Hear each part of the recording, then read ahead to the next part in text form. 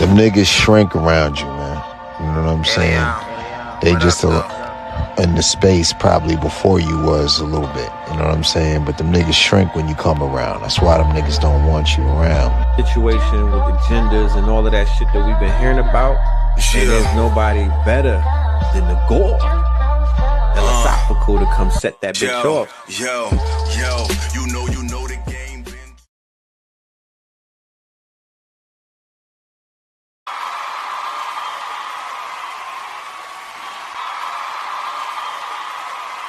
What's up?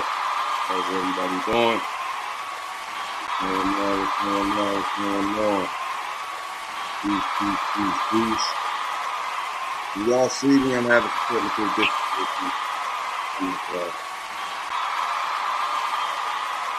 Y'all see me?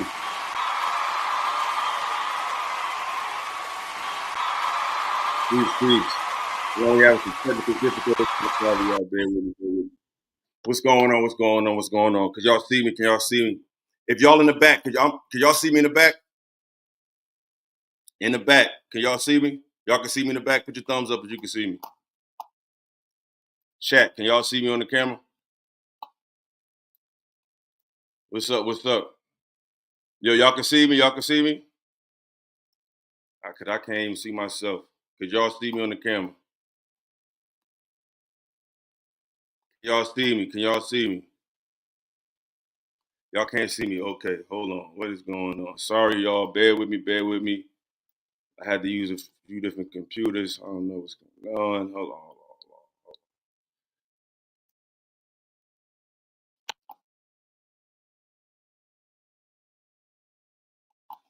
Can y'all see me? Can y'all see me now? This is crazy. Can y'all see me now? Yo, this is bugged out. Yo, I'm sorry, y'all. Bear with me. I don't know what's going on with the stream, y'all, today. This is wild. Can y'all see me? Can y'all see me now? All right. My bad, y'all. My bad. I apologize. The computer's been tripping. I had to go through a few devices. It's been a trying few hours before I got on here trying to get things right. We finally got together. Thank y'all. I appreciate y'all for pulling up. Thank you to my guests for being patient through the technical difficulties. But we here. Can y'all hear me? If the sound good, y'all can hear me. The sound is good. All right. So thanks everybody for coming out. Shout out to Team Illa for pulling up. Y'all, as y'all can see, your boy was in some different places this weekend. You know what I'm saying? Shout out to whatever they had me on the podcast. And, we had some interesting conversations. I met some lovely young ladies who very outspoken, had a lot to say, had a lot of thoughtful comments. Some was controversial. They probably thought some things I said was controversial, but all in all, it was a dope experience. You know what I'm saying? I had to bring the flavor how I like to bring it. Try to be fair, I've seen a lot of reviews, and I ain't gonna say a lot, but I've seen some reviews, and a lot of people have a problem with the fact that you can understand both sides of the game. You know what I'm saying? It's like I'm never going to be solely on anybody's side. I'm a man, so I'm always going to speak from a man's perspective. But women are here. We have counterparts, so we have to have a conversation where both sides can be heard. Now, logic should reign supreme, but logic shouldn't be gender-based. A woman can have a great point of view. A man can have a great point of view. A woman can have a questionable point of view. A man can have a questionable point of view. Like, truth is truth. You know what I'm saying? I think if we just focus on what matters, then we all can come to some type of understanding. Because it's not about trying to tell people what to do, or tell people what to think or how to think, but just spark people to think. Because my thing is, I feel like people have the answers inside of them. I feel like nobody can know you like yourself, and we all have a voice that tell us to keep going, and sometimes we all have a voice to tell us to give up. You know what I'm saying? So the ultimate battle is within yourself. So I try to inspire people to think and realize that they have the tools to get to where they want to be. We all have our days. I have my days. I second guess myself. I doubt myself. But it's mastering the battle itself. You know what I'm saying? And that conflict is displayed in many ways. You know what I mean? It's not just a gender thing. It's a reality thing. Like I tell you all the time, like we're in a spiritual war. You know what I'm saying? Regardless of how you feel about religion, like it's not even really about that. It's just a war of energy. It's a war of narratives. It's a war of mindsets where people are trying to figure this thing out called life. And a lot of people have certain narratives with an agenda that's bigger than they even realize. But, y'all know what time it is. Y'all know how I talk on this channel. It's always the bigger picture. It's always a bigger battle at play. And ultimately, it's a battle within oneself. But with that being said, I'd like to introduce my lovely panel. I was blessed to have a few young ladies from the actual show to pull up and show your boy love, along with some familiar faces that may be new to some. So without further ado, because, ladies first, that's what they say. So I'll introduce first my girl Tiara in the building. Welcome to the show, Tiara.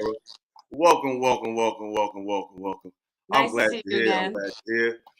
Bear with me with the applause and all that. Like my computer is hella slow. Y'all gotta bear with me. My joint is tripping, but I like to introduce my people with a little bit of love and a little bit of applause because you could be anywhere in the world tonight, but you chose to pull up with me. So let's give her a further ado.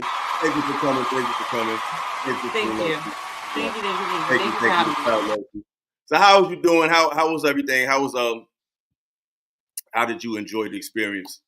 Honestly, I loved the experience. It was a little controversial, and even my followers are asking me, like, how was I able to sit through that long? But I think of it the same way. Like, we're not going to have the same opinions, but they deserve to be talked about because somebody out there probably does, but that doesn't make it right or wrong. It just is what is. But exactly. No, I enjoyed it a lot. I had a lot of fun. Exactly. I like what you said because what people got to realize, like you said, it's different people got different points of views, and you don't know who you're going to affect. You never know who you're going to touch based on your perspective. They might see mine, they might see yours, but we all have a way to touch people in our own way. And yeah, let's get to our next guest, Mary. She's pulling up as well. Thank you for pulling up, Mary. Thank you for pulling up. Thank you for pulling up. Appreciate you. Thank you. Stay with me in my tape laptop that ain't working right now, but we're gonna get through. We love it. So how you doing, Mary? How's everything? Doing good. What a trip. I felt like I needed 3 days to recover from the podcast. Same. Like sleep schedules got messed up. I was missing my yoga class. Whoa. Yes, I feel the same way. Like I slept like almost like a day and a half straight after that because my flight got canceled. I had to book another day to stay in LA even further. So I was totally annoyed all around. Yeah, it was crazy. I was still out there. I didn't get home till yesterday, and it ended up being an 11-hour experience. So honestly, I had a layover, and it was overnight, and I didn't even sleep the next day following. So like I was running on like 2 days no sleep. Yeah, it was crazy. And yes, we got a few more guests in the building. We got my man Clout Jones, and we got my man Jason Hairston. What up? In the building. It's about to chop it up with us. Thank you fellas for pulling up. Thank you guys for pulling up. Indeed. Thank you, thank you, thank you. These are two of my favorite guys, man. Very well spoken brothers. Very debonair brothers. You know what I'm saying? Very talented brothers. So I always love when y'all are able to grace my platform. I feel like you guys are some very quality men. Great quality conversation, quality perspectives, and all you do is add immense value. So it's a blessing and an honor to always have y'all on my panel. So yeah, just again, just in case people forgot, reintroduce everybody to who you are, what you're about, and what you do. Starting with you, my man Jason. Yo, what's up, good people? My name is Jason Harrison, of course, and I'm a spiritual teacher. I'm a hip hop artist. You know, I just try to get positive messages out to the people. That's what I'm here to do and share my perspective. That. Clout, it's on you, baby. Yeah, man. Go by the name of Clout Jones, rapper, singer, songwriter, and just somebody who likes to talk about, the current events and share perspective. That. Shout out to the chat. We got Reaper Rel in the building. My man Skinny. Shout out to everybody that's pulling up. You know what I mean? Please share the chat, share the stream, like the stream, share the stream. So before we get into it, did y'all see the podcast? Clout, Jay, did y'all see it? Was y'all able to get it? Oh, we got another guest pulled up. But go ahead, Jason. Yeah, I saw a clip from it. But I didn't know which one you were on as far as the whole clip. You sent me the link, and I was like, 10 hours. I immediately started skimming. But I saw the 13-minute joint that you posted. That was really good. You got it off. On that 13-minute joint that you posted on your page that I reposted. So facts. Yeah. Yeah, but we got another guest in the building, another brother that always brings a quality perspective. Right or wrong, I always respect this brother and how he get down. No further ado, we got my man Don McPherson, aka Bruiser, in the building, man. Been over here for a while. Bruiser, what's going on? What's going on? Can y'all hear me? Yeah, you good? Absolutely. How's it going? Yeah, I got a chance to watch it. I got a chance to watch the show. I think I came in the middle of the show, but I got to see the part where y'all were talking about gender non-conforming and all this other stuff. Absolutely. It was interesting to watch. Is there any conversations that stood out to you? Yeah, I think I think y'all was trying to land a plane on what a female and male is, regardless of the how you feel inside. And I think y'all were just trying to hone in on the biological side of it. Yes. And how that's still able to be relevant regardless of how you feel. Exactly. I think the thing that y'all didn't really hit on, and I might have just left, I don't think y'all hit on the person that's trying to vet them out and don't know that they have changed their sex and how would they feel. You know what I'm saying? I don't think nobody really talked about that. What you mean by that? So, like for example, say Tierra, I'm not trying to pick on you, Tierra. Is that how you pronounce it? Let's just say Tierra was a biological male. She was born biological male. She's a woman now. She doesn't have to tell me that she used to be. I think there's laws.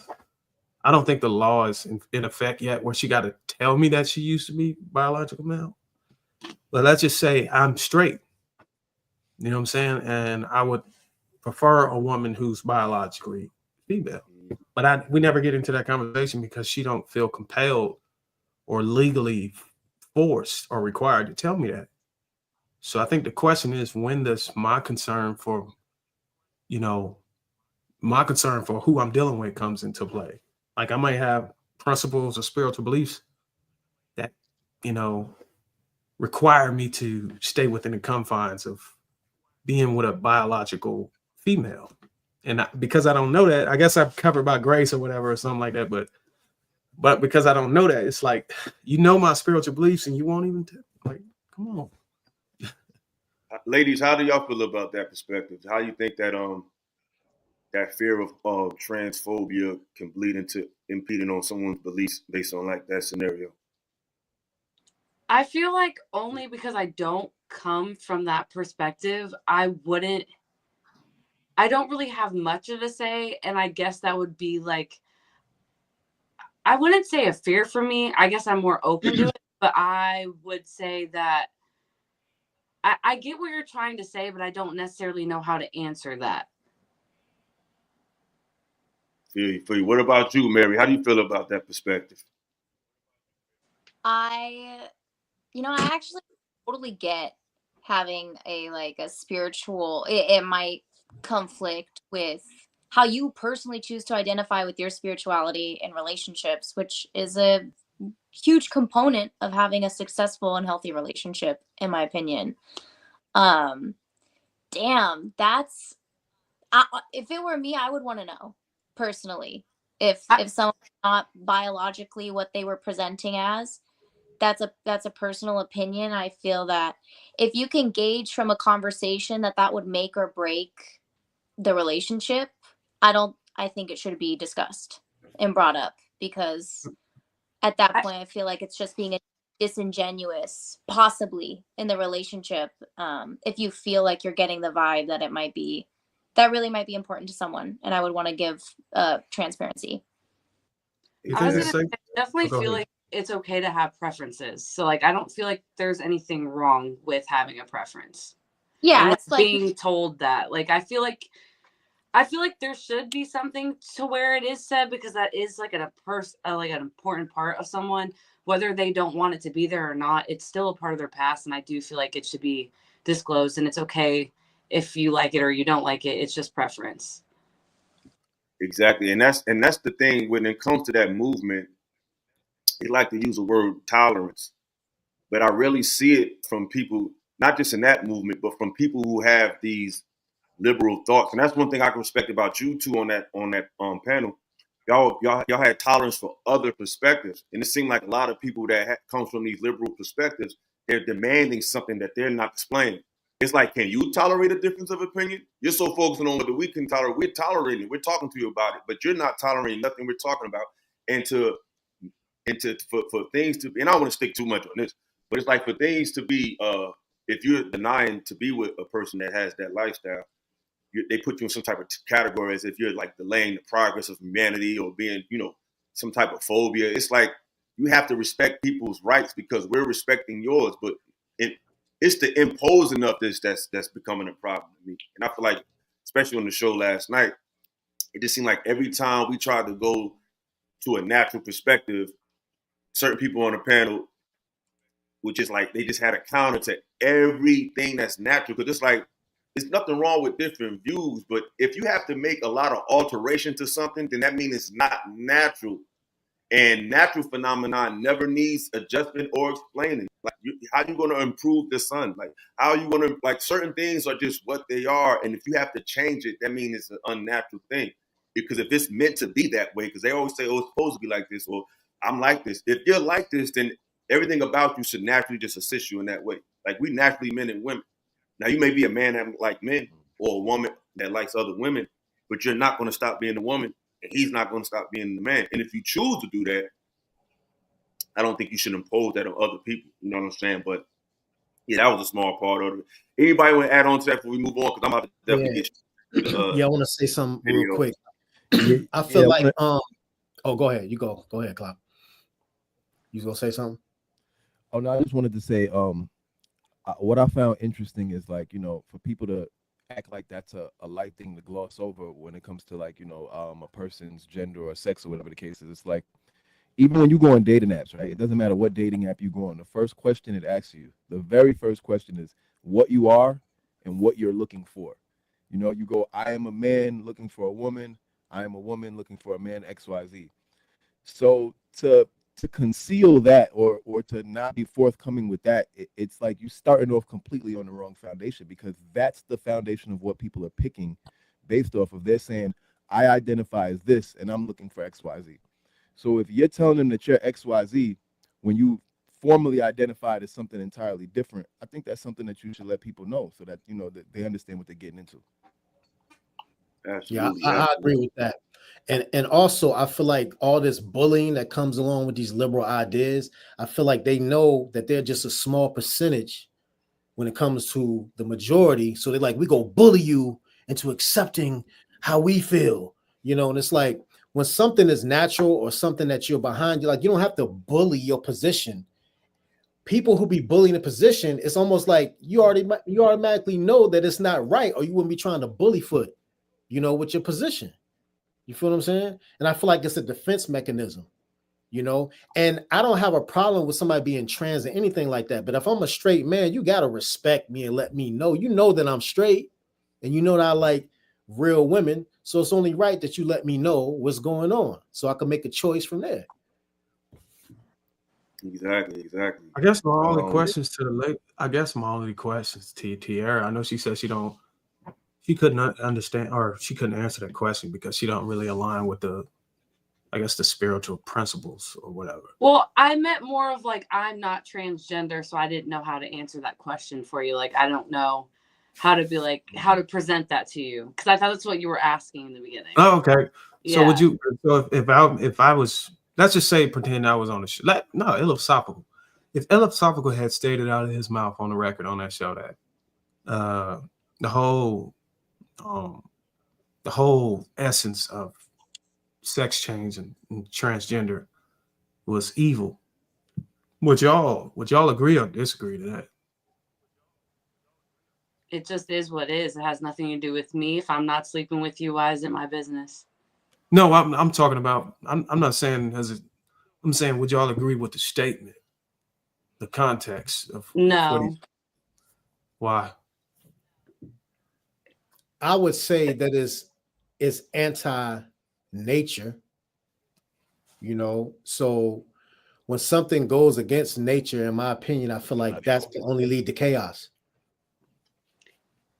Well, if you understand biblical principles, I would assume that you would know well, that. I'm spiritual. So how I like define my religion, I believe in all religions. So like I haven't read through the Bible, but I believe that like if they are an evil person, if they're not hurting people or hurting themselves, then like they're not evil. So I wouldn't sit here and say that transgender people are evil. Like they're definitely not. They're definitely like met transgender people. Haven't hurt me any. I don't know what happens behind closed doors, but I do feel like everyone has good and bad. They might have bad sides to them, but so do I. So do you. We all put our pants on the same way. What you do behind closed doors really isn't my business. I think it's evil to push it towards children like they do. I think that's evil because who's they?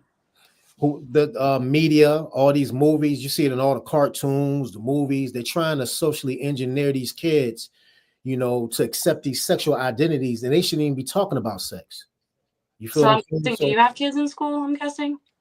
Who, me? Well, yeah. I have a son in school, yeah. So are they pressing transgender agendas out of school, I'm guessing?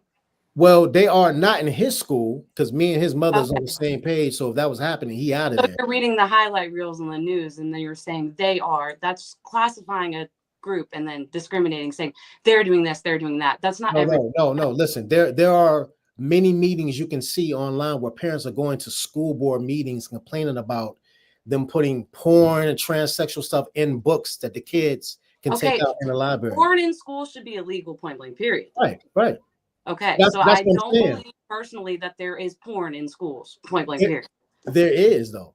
No, there is. There's been reports, not in all schools, but it has been.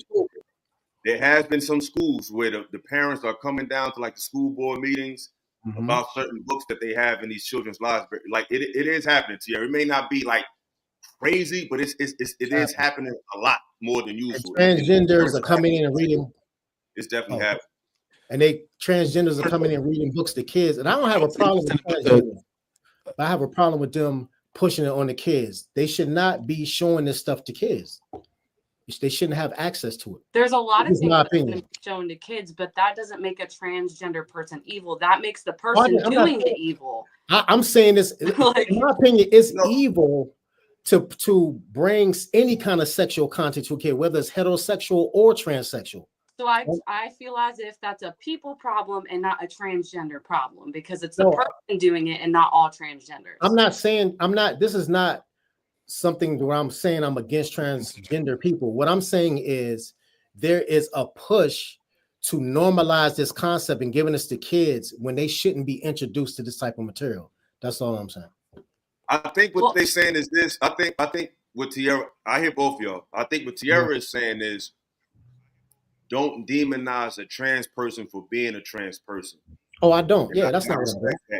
And I think with the confusions come in is where we're saying that, because this is what this system does. And Tierra, I think you can relate to this.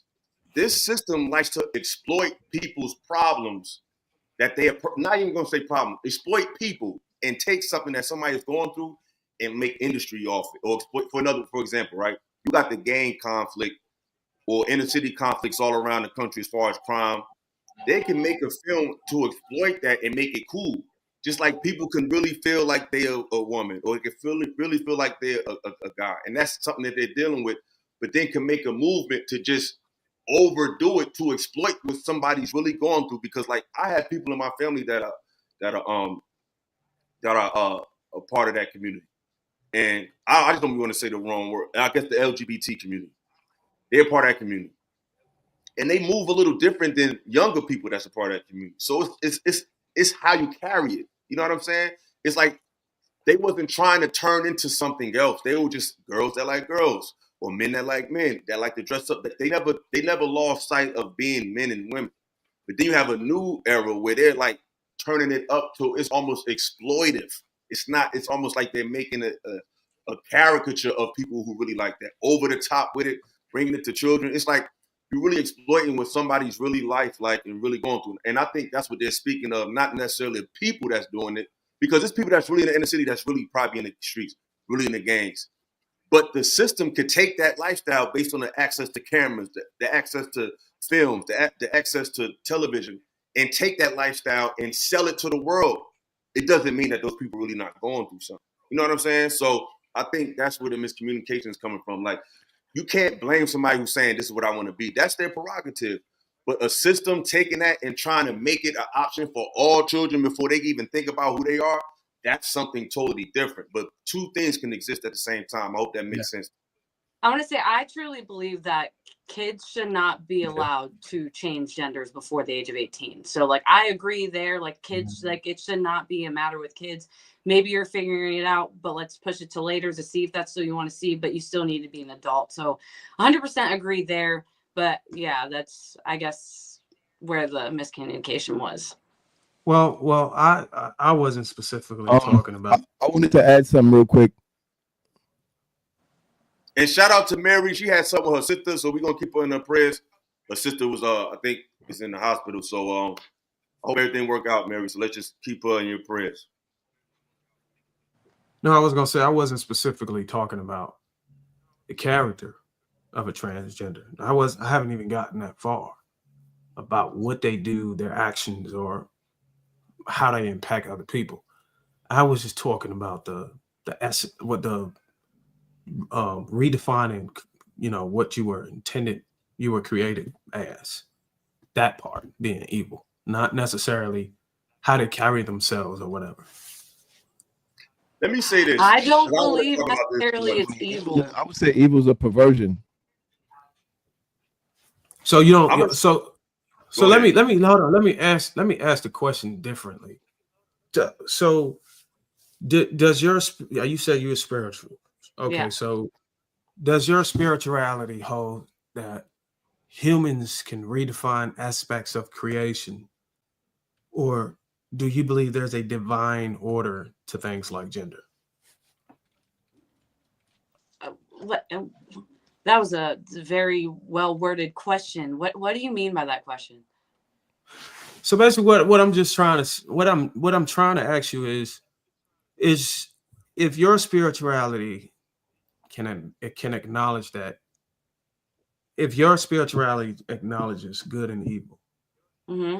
how do you determine whether something like transgenderism aligns with or deviate from divine intent, from God's will?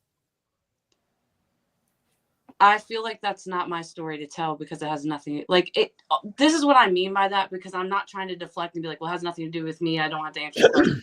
I literally mean that, like, I personally have never thought about being a man or changing my gender. So, like, I couldn't answer that question because I don't know. But when I know a transgender person, grew up with her, changed into an him. All I knew before, uncomfortable in her body since we were kids. She changed when we became an adult. I don't see them as being evil, you know? And well, yeah, I get it. You don't see them as being evil. In order for them to be evil, they would have to do something immoral or harmful to someone else or even themselves. But I'm talking about the whole transformation. Do you think that if you're spiritual, do you think that's deviating from God's intent? And I would argue that anything that deviates from God's intentions is a form of evil. Everyone has different intents by God. Like, my rules to God are going to be different than yours. So I genuinely no, I don't believe so. No. And I'm gonna have to agree with Tierra because, like I've been telling y'all, and I've said it many times, y'all already know. I think man and woman is what makes sense. I think that's what I believe in. But what I also understand is that people are different. America has a lot of, we go through a lot in this country that people do it the best they can to cope with whatever the hell they went through, whether it be transforming their gender, whether it's when things are imposed on the masses, when things become a problem. When people have their own personal inclinations, that's their business. It's not me to say you're going this and you're going to hell. Like, I think we get so caught up in that perspective. It's like, if that's what that person's going through, that's their personal business. As long as they don't impose it on me and my well-being. I think. What if you are a leader? What if you are a leader of a tribe? I gotta give some pushback to that though. How do you lead? I gotta let me land the plane. So what I'm saying is pushback to that. Good. Yeah. I want y'all to. But what I'm saying is this: I don't agree with certain things, but once it's here, it's here. The next thing I'm trying to not deal with is the imposing of something. When you impose something on me, that's when it becomes a problem. I can't control what people choose to do with their personal life based on what they went through in their personal life, because I can't gauge something I never went through. I don't know what to tell a young woman who's been raped by her brother how she should handle that. I don't know what to tell a young brother who's been raped by his uncle how he should develop after that. And none of us can. I don't know how that feels. So I don't know what. You just hope those people can make it. So if those people who do something traumatic like that, or had a traumatic situation with their family, how they deal with it is how they deal with it, because you can't gauge other people's pains. It's when things are made and imposed on people to give you and make you acquiesce to how they live. That's when it becomes a problem.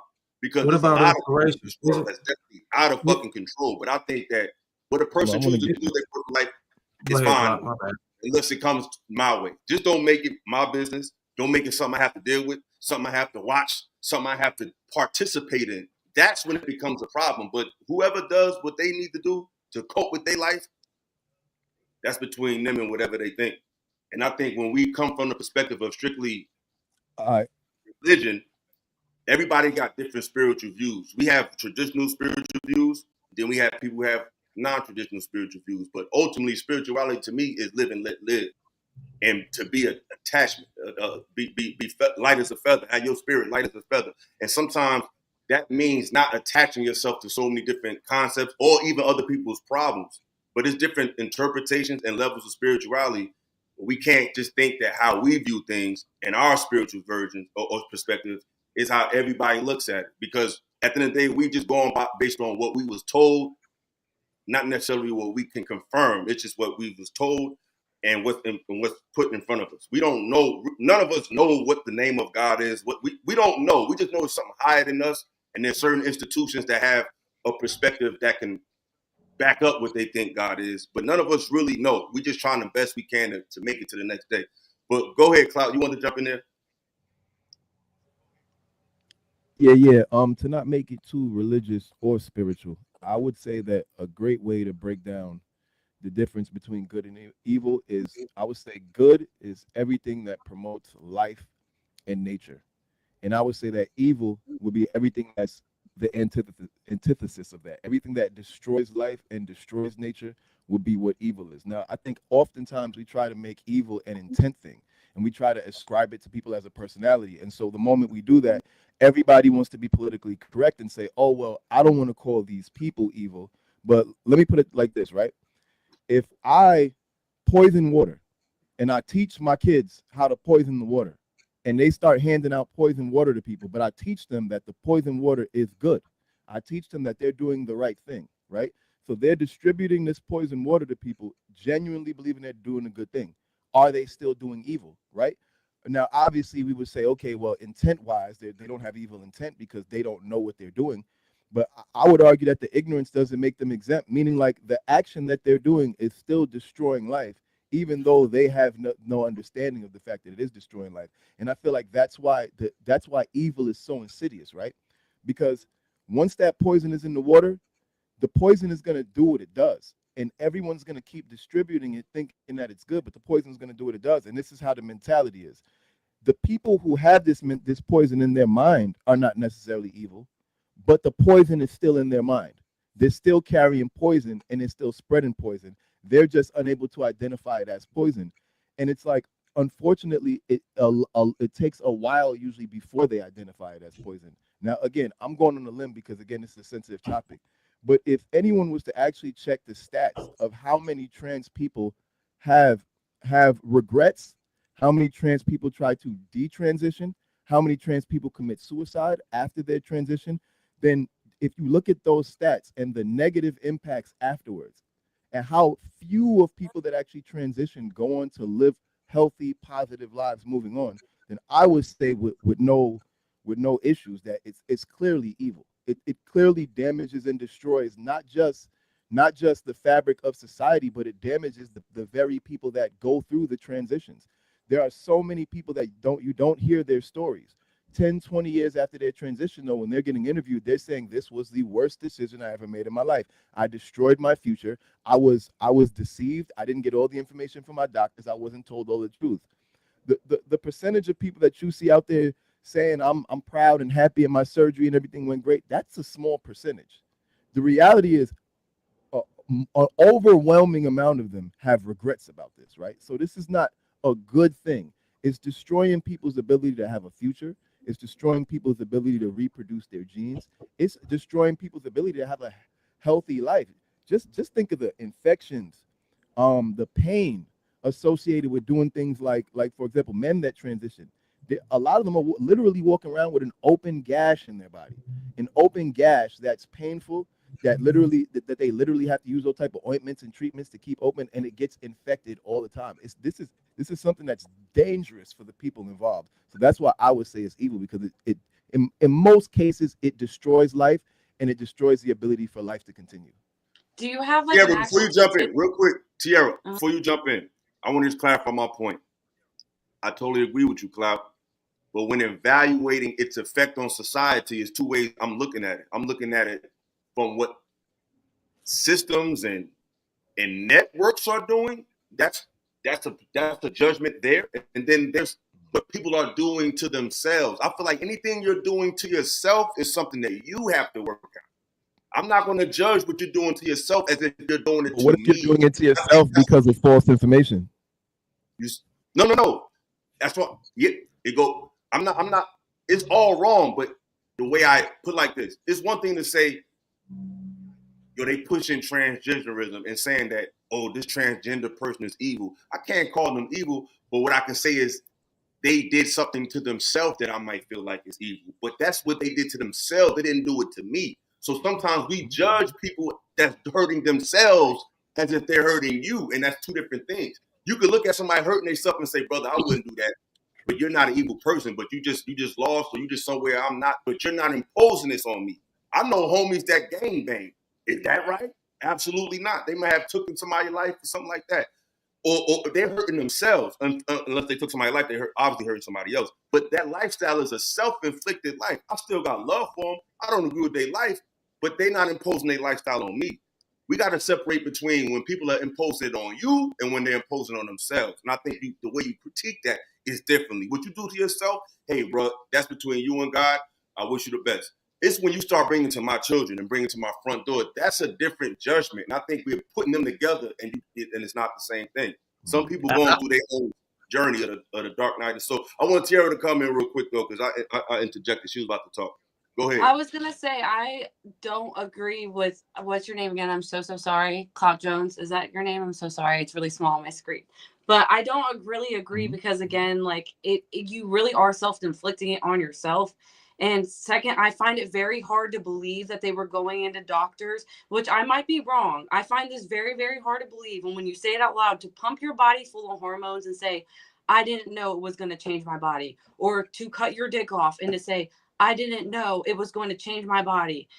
They did know that going in. Whether they regretted it after, that is on them. But again, it was their choice. And you did say that some people do have good experiences after. One person's good is another person's bad. Don't know what's going to happen to their body. What'd you say? She said, I was just saying, not in the case of children. Like, we're talking about children. Children don't know how this surgery is going to affect them later on. They don't even know how puberty is going to affect them. So a lot of times you have kids that are not even of pubic age that are saying, oh, well, I don't feel like I'm right in my body. And they think they know how the transition is going to affect them, but they don't even know how their own puberty is going to affect them. You don't know if your voice is going to get deep. You don't know if you're going to grow a thick beard or a thin beard. You don't know if you is going to have broad shoulders or not. Like, you have, same with the women. You have no idea if when you hit puberty, you are going to grow full breasts and bigger hips. You have no clue on how hormones are going to impact you. So there's no way you can know how the surgery is going to impact you. But again, that leaves that's their own choice. Like, that's not my choice. That's their choice. And if they feel like if it's a woman, they feel like they want to be a man. What does that have to do with me? I know this is going to come off super rude, but I've never heard anyone talk about trans rights, gay rights, anything more than a straight person. Not talking about you guys, but a straight person. I don't hear it coming from LGBTQ. I don't hear these issues coming from LGBTQ. I only hear these issues coming from straight people. And the only people I hear promoting these issues are straight people. That's because trans I may rights be wrong, affect but I straight don't people hear a lot of people promoting change that's your because gender as a gay person. But that's because trans freedoms affect straight people the most. So, for example, in order to give a transgender person the freedom in a bathroom, right? In a bathroom, that means that they, like, for example, to allow a trans man to be able to enter, a trans woman, for example, to enter a female bathroom, the people who are impacted by that are all of the heterosexual women who are using the bathroom. So it's like, this is why heterosexual people are the people that are most talking about it, because the laws don't actually affect transgenders. That's the irony of it. All of the laws require the non-trans people to change their behavior. So even the laws that are the laws they're trying to make to compel speech, for example, the laws are, transgender people are already identifying themselves as they, them, him, her, or whatever they identify as. But the law changing would now require me to legally identify them as what they identify as. So if my speech is being compelled, then you can say it is actually being forced on me. And again, it goes back to the analogy I gave earlier about the poison.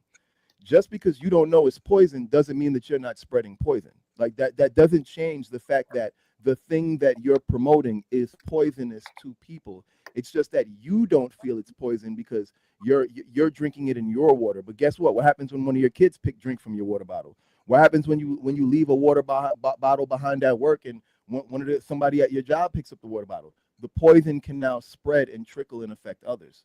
So that's why I would say if it's not trans issues, it's still going to be another issue. Like, so it doesn't matter. People are people. They're going to pick an issue to have. I think where we missed each other is, okay, it's a difference between, like, what she's talking about. She's right and you're right, because individually, these people are not, when you know them, they just live their life.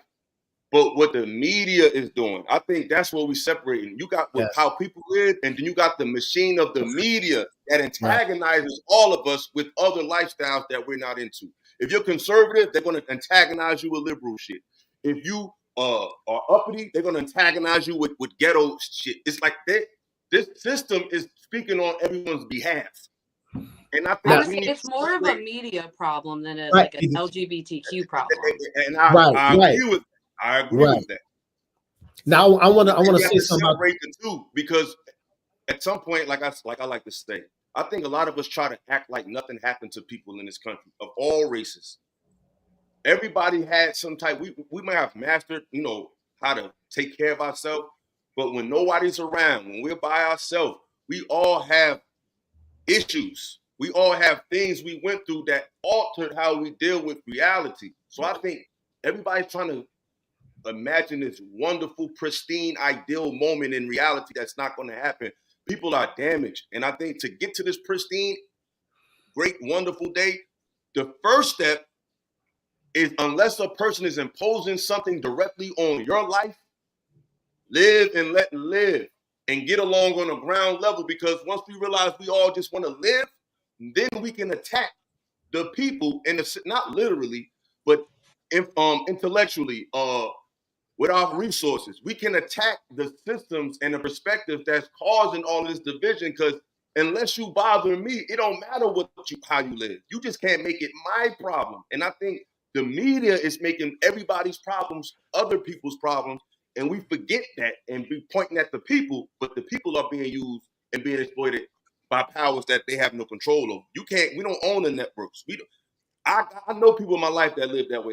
They know that I look at things differently, but they don't go around saying, hey, do you want to be like me? Do you want to be like, I know gang members. They're not going around and saying, hey, do you want to be a blood? Do you want to be like, that's their problem. It's when people's problems become your problem. And I think sometimes we make it our problem, but it really be from the media and from these networks imposing stuff on us more than it be us here on the ground level, where however you live, if that makes sense.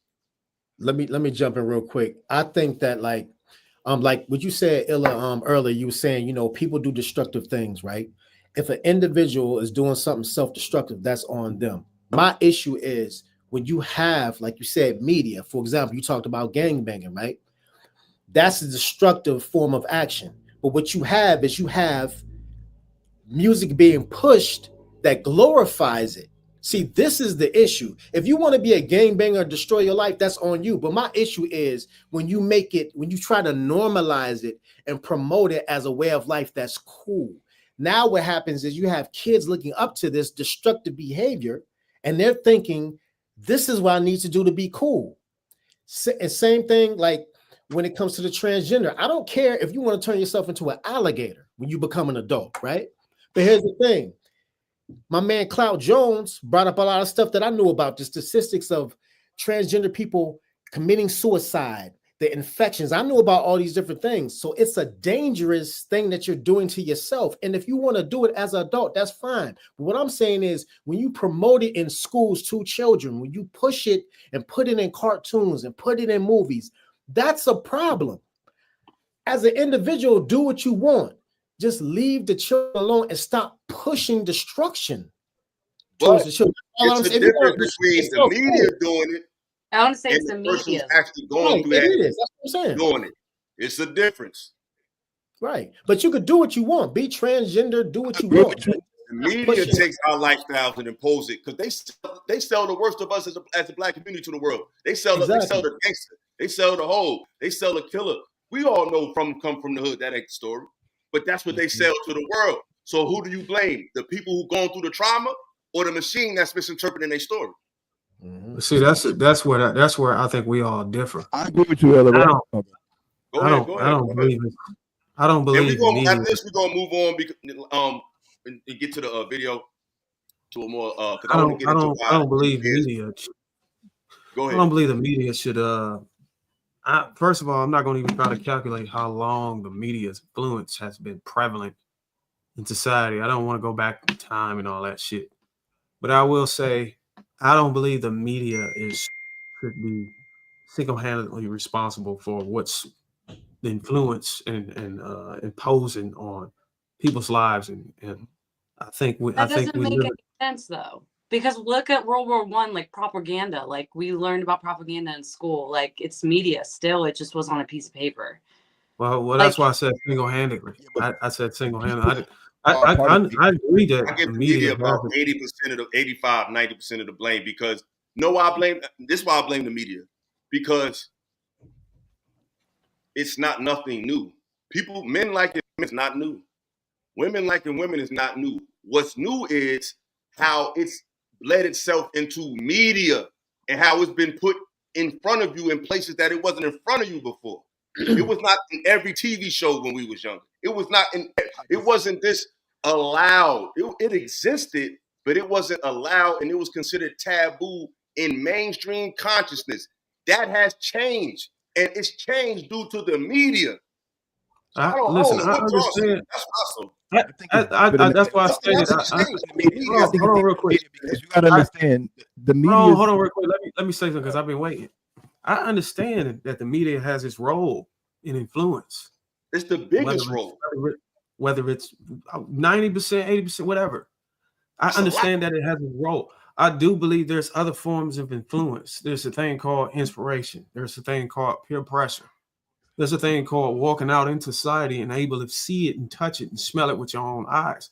I still think that influence is just as strong as the media. It may reach more people. It might have more reach and get more numbers, but at the same time, the influence and the inspiration is just as strong as imposing it. When you made a statement about as long as you don't impose it on people, I believe that you can indirectly impose it on people by just being an inspiration to other people that look up to you and having an indirect influence. I'm telling you, it's a such thing, bro. So here's my question to you. Hold on, that's still the media, and you just took it personal. That's not the media. It can be philosophical, just walking out in the street, putting a needle in his arm, and it's other kids in the neighborhood seeing that as cool and want to do it. It ain't had no.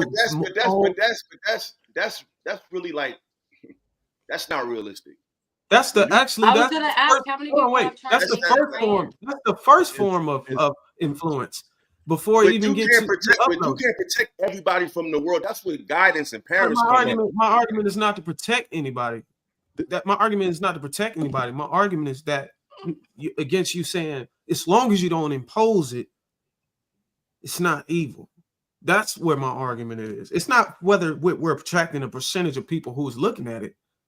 Because my question to you is, do you believe individuals bear any responsibility for how their actions or words influence others, even if it's unintentional? Even if it's unintentional. I would say if you don't think about that, I almost feel like you're full of yourself and a narcissist. Because if you don't think about what you say and what you do and how it affects others, you're genuinely in your own world. You're just full of yourself. And I don't want to be, I guess, around a person like that. For example, I'm not imposing my lifestyle on anybody. Right. There's things that I like to do that people around me might not be okay with. Right. When I go out in the public, I consider that. I think we learned it when I was in the military. We called it consideration of others. Right. So we carried ourselves as what we wanted other people to mirror, because we knew that somebody could be looking at us for inspiration, or like, oh man, I like philosophical. Oh, I wonder how he, what did he eat? What did he do? What did he listen to? I want to be down with that. You gotta account for it, compensate for that, as far as your actions. And I just kind of feel like certain people have different values and morals. So it's like. Go ahead, Clout. All right. Yeah, I wanted to push. I wanted to push back on the thing about, as long as you're not you're just influencing yourself. And I'm gonna give a few examples. All right. In the 90s, for example, in everywhere in New York, you used to be able to smoke. Smoking indoors was the standard in New York all throughout the 90s. After research started showing people that secondhand smoke was actually causing more cancer than direct smoke, meaning the people who were not even smokers, there was an epidemic of people who were not even smoking, who were getting sick with things like emphysema and lung cancer because they were in proxy to people who smoked, right? And so it came to the point where New York had to ban smoking indoors. Now, a person could say, okay, well, as long as you're not imposing on someone, you're fine. But how many people got sick because of secondhand smoke? It wasn't imposed on them. They weren't smoking a cigarette. They were just in proxy to someone smoking a cigarette. I mean, you got other examples. You got examples of this throughout life. But the reality, what happened? I said that's a good point. I say it's a good point, but it's a kind of a stretch because if you stand in the room with a trans person, you're not. Another example is like if you. hold on. Another example is like if you want to cook a frog. This is a known thing on how to cook a frog, right? You don't throw the frog in hot water, right? You put the frog in cold water and you slowly turn up the heat so that it doesn't realize the gradual change. By the time it realizes the gradual change, it's already cooked, right? So this is how it works in society when we're talking about media. All media does is influence the minds and the thoughts and the behaviors of people. So the media tells you that the LGBTQ is okay, but then when you're driving through those neighborhoods and you see those flags on everybody's houses, that's not the media. You understand what I'm saying? That's the impact of the media. The media impacted them. There are people in America who literally look at the rainbow flag, the pride flag, with more respect than they look at the American flag. I've heard people say, I feel safer in a community when I see pride flags than when I see American flags. Now, that might be a product of media, right? That might be a product of media. It But is. once it enters the mind of people, it's no longer about the media.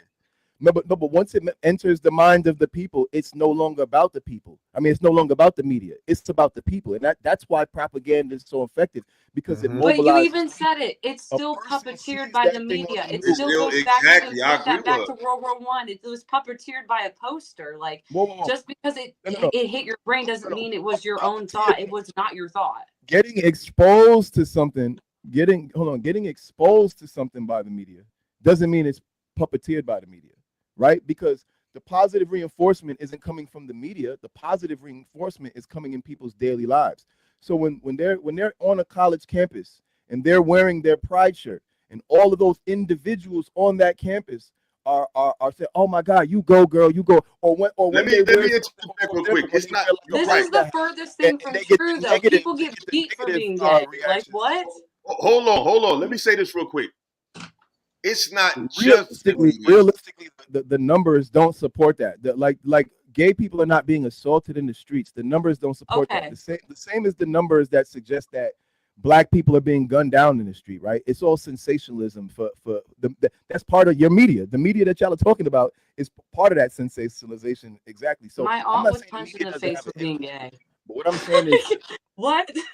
Like they all don't right, just go around and be like, "Oh, you're there are gay." people that are Like punched in the no, face for like being most people straight. look at you like, "Oh, you're gay." All right, Like it's but not. it's kind of hard to make that point because people get punched in the face for being straight. If I go fuck somebody's girlfriend right now, he might punch me in the face. That's me getting punched It's in the face more for being straight. likely. So I mean, you're not really making a strong point with that. No, I am. It's more It is likely more that if likely that I I go get fuck a punched in the dude, that face I'm for not gonna fucking get somebody's punched in the girlfriend face than if than a I gay fuck guy a to girl. get punched in his face just for being gay. Okay. I'll say I this. guarantee I'm I'm gonna more say likely to this. get I think beat the for media gave trying to y'all an get a out. straight man's The media wife gave than for being hold gay. on. The media gave y'all an out.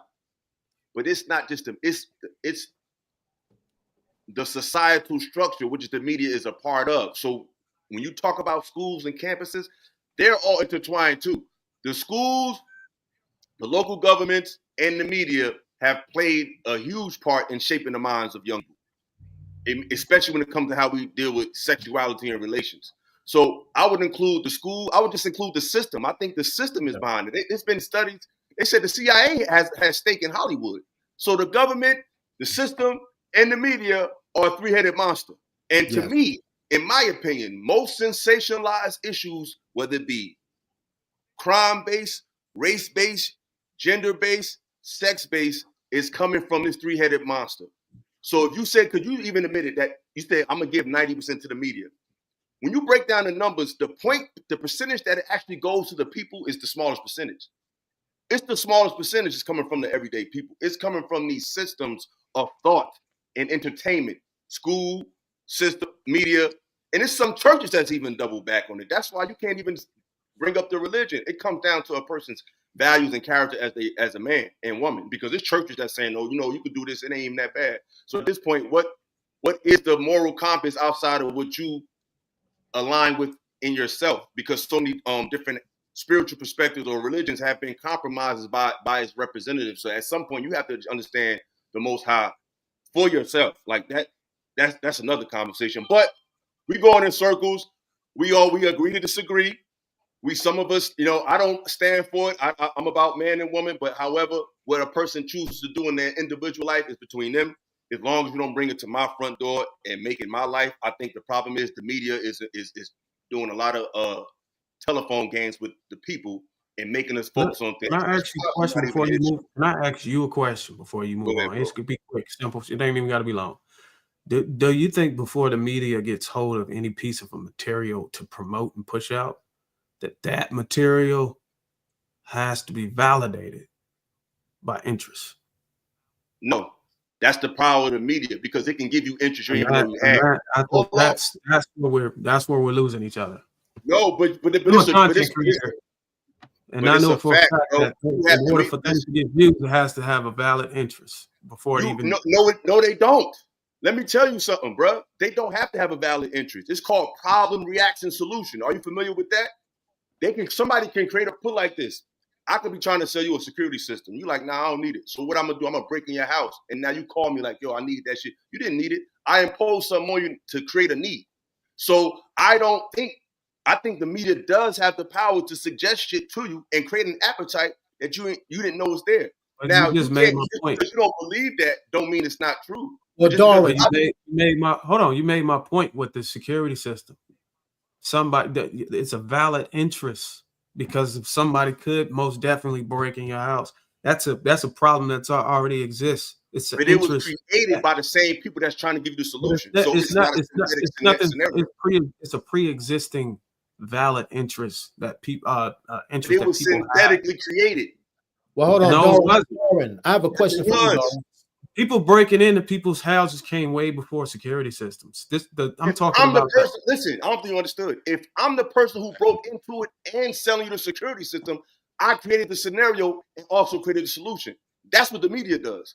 It tells you, it fucks with you, and then gives you the solution for what they created in you. So it still goes. Listen, I think if you study the people that run this world, this was a plan that didn't pop up yesterday. This was a plan years in the making. There was people talking about today in the 80s and 70s. They was privy to a need. No, they understand the powers that be and how they control this world and their plan for society, which is to take people down a path of unnatural activity. That was their plan, and they've led the world down that path through eons and eons, and now we're at the precipice of it. But yes, they definitely can put something in you. Yes, they can. I believe that. You don't gotta believe it, but I do. I have a question. They lead people down the path is what we're overlooking. Like, we're overlooking that the way they lead people down the path is they mobilize individuals, right? So, like, a perfect example is like Jason said earlier, right? Jason, for example, brought up pornography in schools, right? And he immediately got pushback from Tiara. She said, "Oh, I don't think there's pornography in schools," right? Now, if you go by the definition of what pornography is, by the actual definition of pornography, right, then absolutely there's pornography in schools. There's absolutely pornography in inappropriate places. But what happens is, because people have this tolerance mindset, and people say, "Oh, I don't see pornography. That it's not pornography unless it's a full-on video of two people having sex," right? And so, because people are desensitized, they actually allow the change to happen. It's not the media that allows the pornography to happen in public spaces. It's the people who are desensitized to pornography that allow the pornography to exist in public spaces, because they see it and they go, "Oh, that's not pornography." And then they let it rock. They hear it in the music and they say, "Oh, that's not pornography in the music," and they let it rock. They see the policies changing and they say, "Oh, no, that's not evil. What that is they're just trying to allow these people to express themselves freely." And so when you get caught up in that politically correctness and you get caught up into that tolerance trap, you end up ushering in everything that's against you. It's literally the same example I use with the poisonous water. You're sharing the water to people because you think it's good, right? But that don't mean that you're not complicit just because someone gave you the water and told you it's good. You're still complicit for not checking the water, not doing your own research, not examining it yourself to say, "You know what? I know the media told me this water is good, but let me check this water before I hand out this case to my people in my community." When you take that water, with that case of water that was given to you by the media, and you hand it to your neighborhood, and then you poison your own neighborhood, that's not the media's fault. That's your fault. And we see that happening with even today with the political landscape. How many people took something that they saw in the media that they didn't research, they went and echoed it to their family and friends. They went and echoed it online. They went and reposted it things that were complete lies, but they reposted it to the point where everybody in their circle believes them. And is that the media is doing, or is it why? you doing? Because you it's spread it to reinforced. 40 people in your family and the media. And I want you to come in real quick, Jason, because it's reinforced by people that we have built emotional relationships through the media. They're using people that already have your love and affection to reinforce messages, and people are ignorant enough to follow them. They're not just saying it. They're using your favorite athlete, your favorite artist, your favorite singer, your favorite actor. They're using them to get you to think that. It's not just coming organically. It's coming through a synthetic means, and they're using people that you admire to do that. That's still a machine pushing some shit in front of you. People always had ignorance makes them complicit, is what I'm saying. At the beginning of the time, it just was never imposed on us so much through the media and through school. They've been here, but school and media is pushing this shit, and I think that's the bigger problem more so than somebody actually living that life to themselves. In my personal opinion, right? So if you get turn the cameras off, it's still a problem. Nobody turn the cameras off, get rid of phones, cameras, whatever. That's still a problem. Media doesn't restrict evil, or media is in the motive. Been here all this time. What has changed between 30 years ago and now? Because they've been here. Evil is well. That's what I'm saying. You're making my point. Regardless of the cameras, evil is evil. You know what I'm saying? Whether it get 2 views or 2 million views. Bro, I wasn't arguing who's responsible for how many people agree. I was just arguing about everything in the universe. I would say life is not that black and white. It just is what is. Yeah, you got a negative charge and a positive charge. That's life. There is no singular form of reality. Like just because you're not gay doesn't mean that people that are gay are evil. They just you're not gay. I want to say this. If you guys haven't seen the documentary The Century of Self, you should watch that. Okay? The Century of Self. It's on YouTube. All right. Now, with that being said, when we look at pop culture, how does things become popular? How does a certain way of dressing become popular? It's what the media pushes in front of you every day. And then it becomes normalized. And then you want to copy what you see everybody else doing. So the Century itself breaks down how Edward Bernays, who was the creator of PR, public relations, used the media to manipulate the minds of the people to get behind certain things like wars and all these different aspects. So the media programs you by normalizing certain ideas. And if you don't have your own critical mind to see through it, you just go along with the process like, yeah, this is cool. That's what's on TV. So that's the issue. We don't have enough people who are critical thinkers that think for themselves enough to be able to see, hold on, they're promoting this, but this is not healthy, right? We're so caught up in wanting to get in line with everybody else doing the normal thing, but just because it's normalized doesn't mean that it's good, right? So that's the. I wouldn't even say good or bad. I just would say it's not for you. It's for someone else. Well, something can be unhealthy, like gangster rap being pushed upon us. That's unhealthy. Yeah. You feel what I'm saying? Anything or drug usage, like all these rappers use all these popping pills and all that is promoting unhealthy ways of being. So what I'm saying is television, even like Illa keeps bringing up college. See, in the colleges, they put all this rhetoric and stuff that they're teaching the students, right? To promote, to push an agenda, right?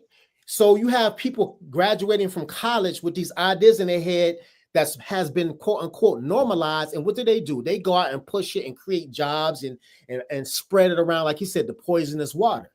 So at the end of the day, we have to become more critical of what's being put in front of us and sort through it as opposed to just accepting it by default.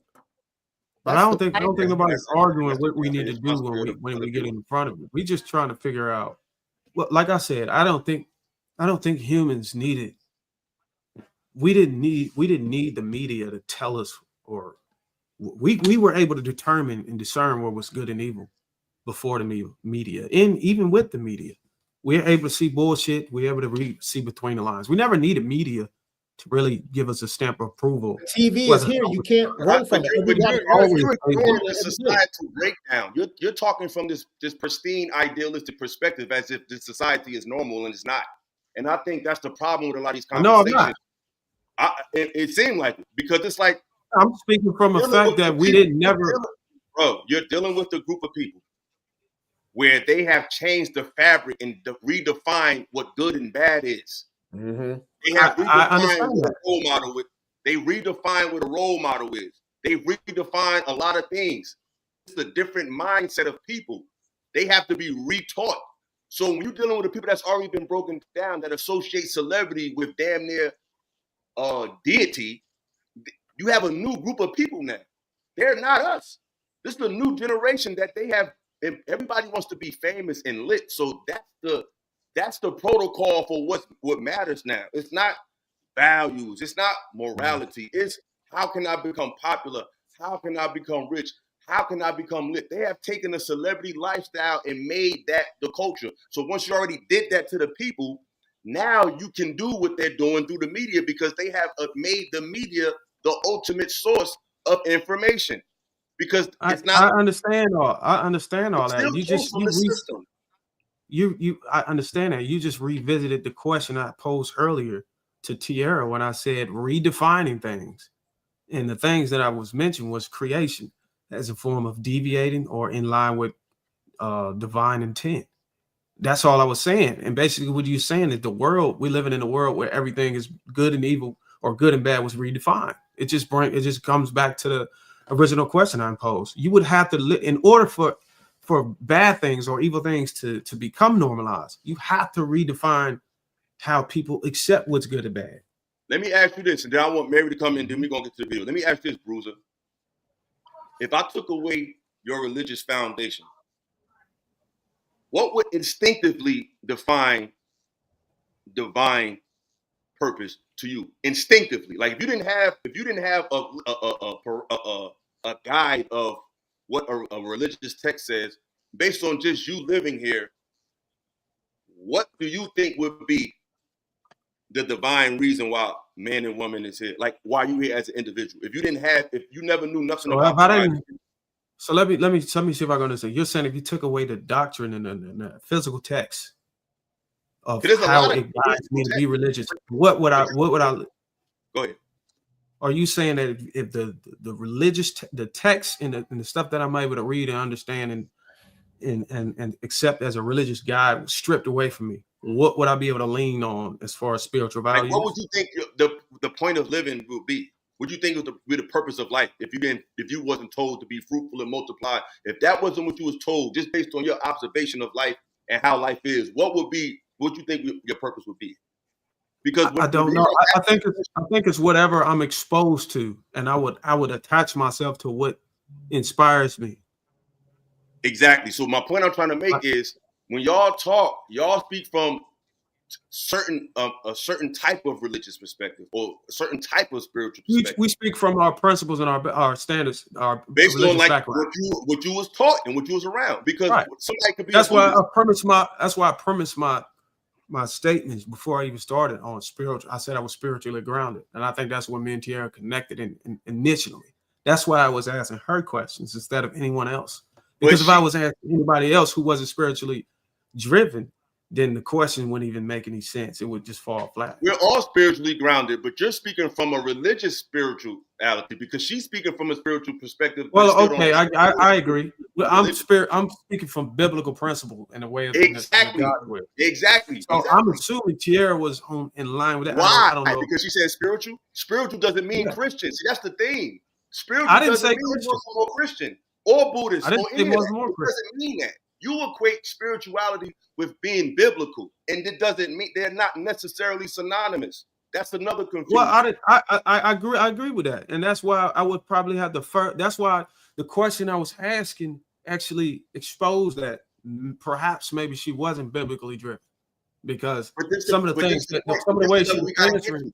This is the level we got to get to, though. We got to get to a level where we find the. Well, I think we got to that with the line of questions I had. All right, but I'm just saying. I got to it with the line of questions.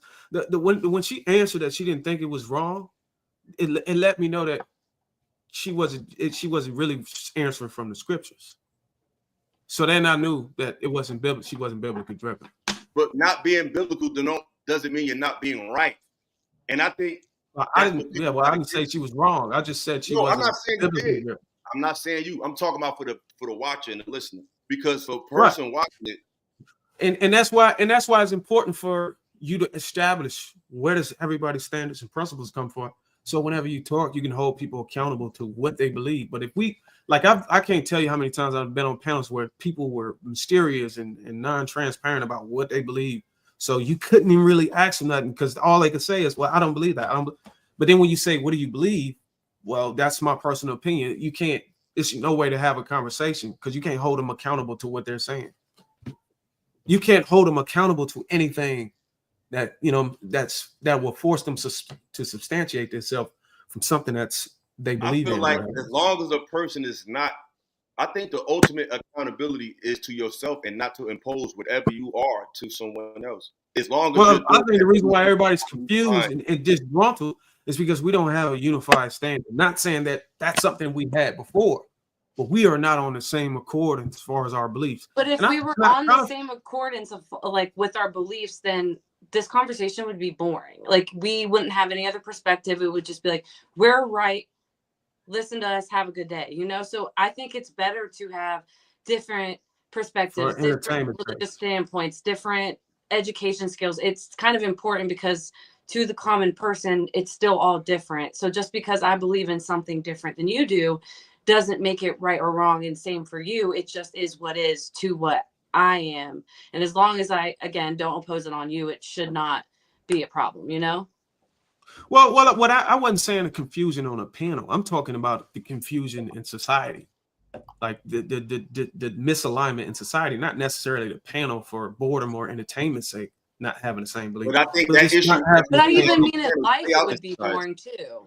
I don't think it'd be boring. I think can you imagine the world if we were all on, if we all thought the same things and believed the same. No, not thought the same things. I'm saying we will hold each other accountable to a specific. We would hold ourselves accountable to a specific standard and principle. I think the world would be a lot better. Respect. I think but then again, everyone takes in the Bible differently. So like someone's Bible standard is going to be somebody else's because everyone reads the Bible differently. So therefore, if we still had a religious background, we still wouldn't be able to hold each other accountable because we still would be holding each other to our own accountability, which still isn't someone else's, it's your own. No, we wouldn't be holding ourselves to our own accountability. We'd be holding ourselves to God's will. No, that's how you interpret. No. Well, that's where we're different because you're not biblically driven. Well, that's everyone interprets it. The word says that you lean not on your own understanding. I grew up religious. I've been to different churches. But you know the scripture saying you lean not on your own. Let's let each other talk. Well, I get where she's coming from. She keep putting it back into your own vision and own belief, and you come from your individuality. Own vision. Let her land a plane. No, go ahead. Honestly, I'm definitely not putting it back into my own. Because if you went to a different church, they're gonna read the scripture to you in a way that you might have not heard it before. Like they're gonna read the same exact scripture, but it's said differently with a different intention. So therefore, if every person read the Bible and went off biblical scripture, we still would hold each other to these different standards because everyone's interpretation to something is going to be different. Therefore, it still would create a divide. Somehow, some way, it just would. And it does because if you even create in the Old and New Testament, that is exactly what's going on with war across overseas right now because they're still fighting over biblical matters. So therefore, even if we thought the same things, it wouldn't work. No, it wouldn't create a divide on the realm of. You want to know what's interesting about this? Go ahead, Clout. And Mary, I want you to jump in there because we're about to get to the video, y'all. We've been on this topic for a minute. We go. I want to get to the video. I want to have y'all here all night. But go ahead, Clout, and then Mary jump in there. All right. What I find interesting in, and I'm not on either side as far as spirituality or religion. I embrace concepts and information from both sides, right? But the thing that I find most interesting is like one thing Illa said was he was basically saying that, you know, you asked Bruiser, you were like, well, if you didn't have your religious foundation, what exactly would you believe? Like what exactly would be your motivation for living, etc. And I find that so interesting, right? Because we're having this conversation about how influential the media is, and then we're having a conversation about how influential the media is in a time where religion is extremely unpopular. And now it makes me kind of question, right? Because because obviously the reason why you asked Bruiser the question is because the implication that is if he didn't have the spirit, the biblical foundation, then he wouldn't really have a platform on how to decide what was right and wrong and how to move. And I feel like that's ironic that that's the circumstance that so many people are finding themselves in. Could it be that the reason people are so easily influenced by the media and by the propaganda might actually be because they don't have a specific rooted foundation, whether it be religious, whether it be spiritual, absolutely. Meaning I they would don't say have I a agree with that, but I do believe they don't have a specific set of rules. And it's hold on, let me land. They don't They don't have a specific set of rules and guidelines that they stick to. So now when the media suggests something is okay, they go, well, that sounds okay. I can be tolerant to that, because there is no arbitrary idea of what good and evil is to them. So it's easy to. They don't have any accountability. So, and I get why people. I get why people resist religion a lot in this society, but when I hear it in this conversation, I can't help but wonder, maybe that's part of the problem in society today. Maybe that's why people are so influenced by media and all that, because they don't have a standard. There is no rule book. There is no guideline. There is no agreed upon standard for us to be accountable to. So when the media says, hey, it's okay for a little boy to be in the bathroom with a grown man doing God knows what. Oh, when they start calling pedophiles minor attracted people, when they start changing language, we in a desire to be tolerant and a desire to not be ostracized by society, people are. Why do you think Trump holding up the Bible? That they have. I want Mary to jump in, and then I'm gonna come in, and then we're gonna move. Oh God. Okay. What were we talking? I feel like I jumped in the middle of. What was the question? Is there a question? Well, I'm gonna say this, and then I'm gonna jump to you to respond to what you said, Clout. I didn't ask him that because I'm saying without it you'll be lost. What I'm saying is, I was born and raised in the church, and I was given certain principles that I was able to live by that was just common sense and just natural principles of living that's tangible. That when you really think about it, it's just really common. The basic principles of our religion is pretty much the same. They have certain cultural nuances, but it's really pretty much the same. Live and let live. Do unto others as, just be a good fucking person. Be a respectable person. Be a reliable person. Be an honest person. These are things that can be done without belief in anything, but just an understanding of people and knowing that life is bigger than just you. I think that understanding is enough to unify people without believing in anything, because anything that's literally for you doesn't require belief for it to exist. I don't have to believe that the sun is going to rise. It's going to do that. I don't have to believe in nature. It's here. So I think we be so focused on belief that it blocks us from connecting with people, because beliefs change. Religion was here before media and people were killing themselves. So religion been here longer than all of this shit, and it hasn't been adequate enough to prevent people to fall victim to the media. So obviously the answer is not solely in religion, but the lack of understanding of people in religion. Yeah, but religion is imposed to prevent you from acting beyond your will. So that's kind of wrong. There's a million different Christian sects. There is no synchronicity in none of them. So if it was just religion is supposed to stop you from committing crime. One thing I noticed when you join, and I want Mary to jump in, then we're going to get to the video. One thing that I realized when you join not just religions, but just organizations, period. People join organizations for the benefits of fellowship. Because if you notice, when I used to go to, people go to church, whether they're Muslim, whether they're Christian, whether they in the sorority, AKA, we join these groups, we join these trains of thought just to be cool with 3 people. If it was so powerful, you would have this palpable, dynamic relationship with all parties involved. You don't. You end up joining these groups and you find a clique of 2 or 3 few people, and you don't mess with none of them. You just deal with them out of formality. So the religion has not been the answer to unify man. It has helped civilize man, and most of the time it's done it off of the backs of fear.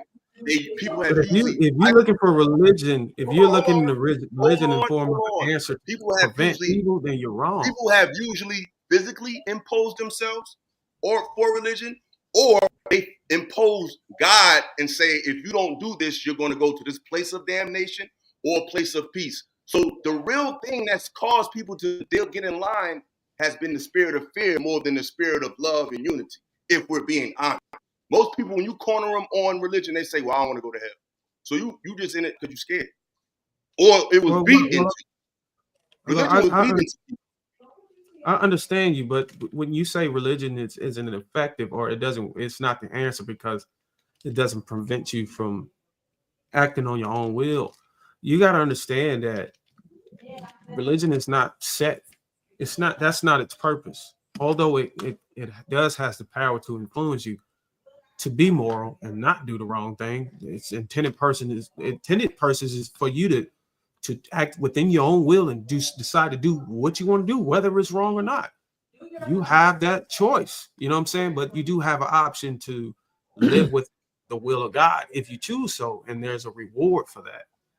But I don't want us to interpret the Bible as, oh, if you're religious, it's this spirit or something that's gonna come to you that just stop you from cutting off somebody. No, I didn't say that. I'm saying you can take on the path of somebody and still fall victim to something. So what I'm saying is, it's ultimately a battle.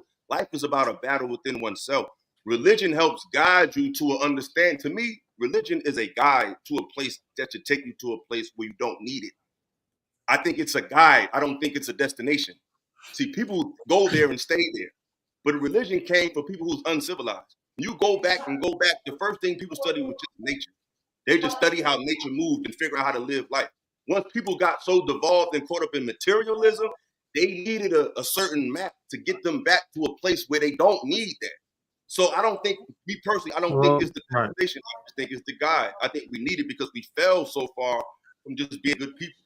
Well, yeah. So I know it's proven that religion was here before. It was here before you needed it. You get what I'm saying? So you're making it seem like it was a reactionary thing. That was something that was placed there as a safety net to catch you from keep fucking up or going through demise. But this was something that was walking with you from your first breath. And that's where we differ in beliefs. That's totally fine. And I'm gonna yield to that because I understand we're on two different wavelengths on that. So I'll yield to someone else.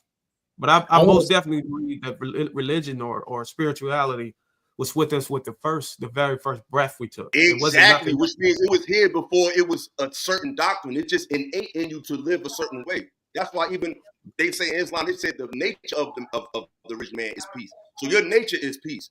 When you tap into your divine nature, it's just something that you become. It's not necessarily you can't call it anything. It just is. It's the nirvana, the Christ.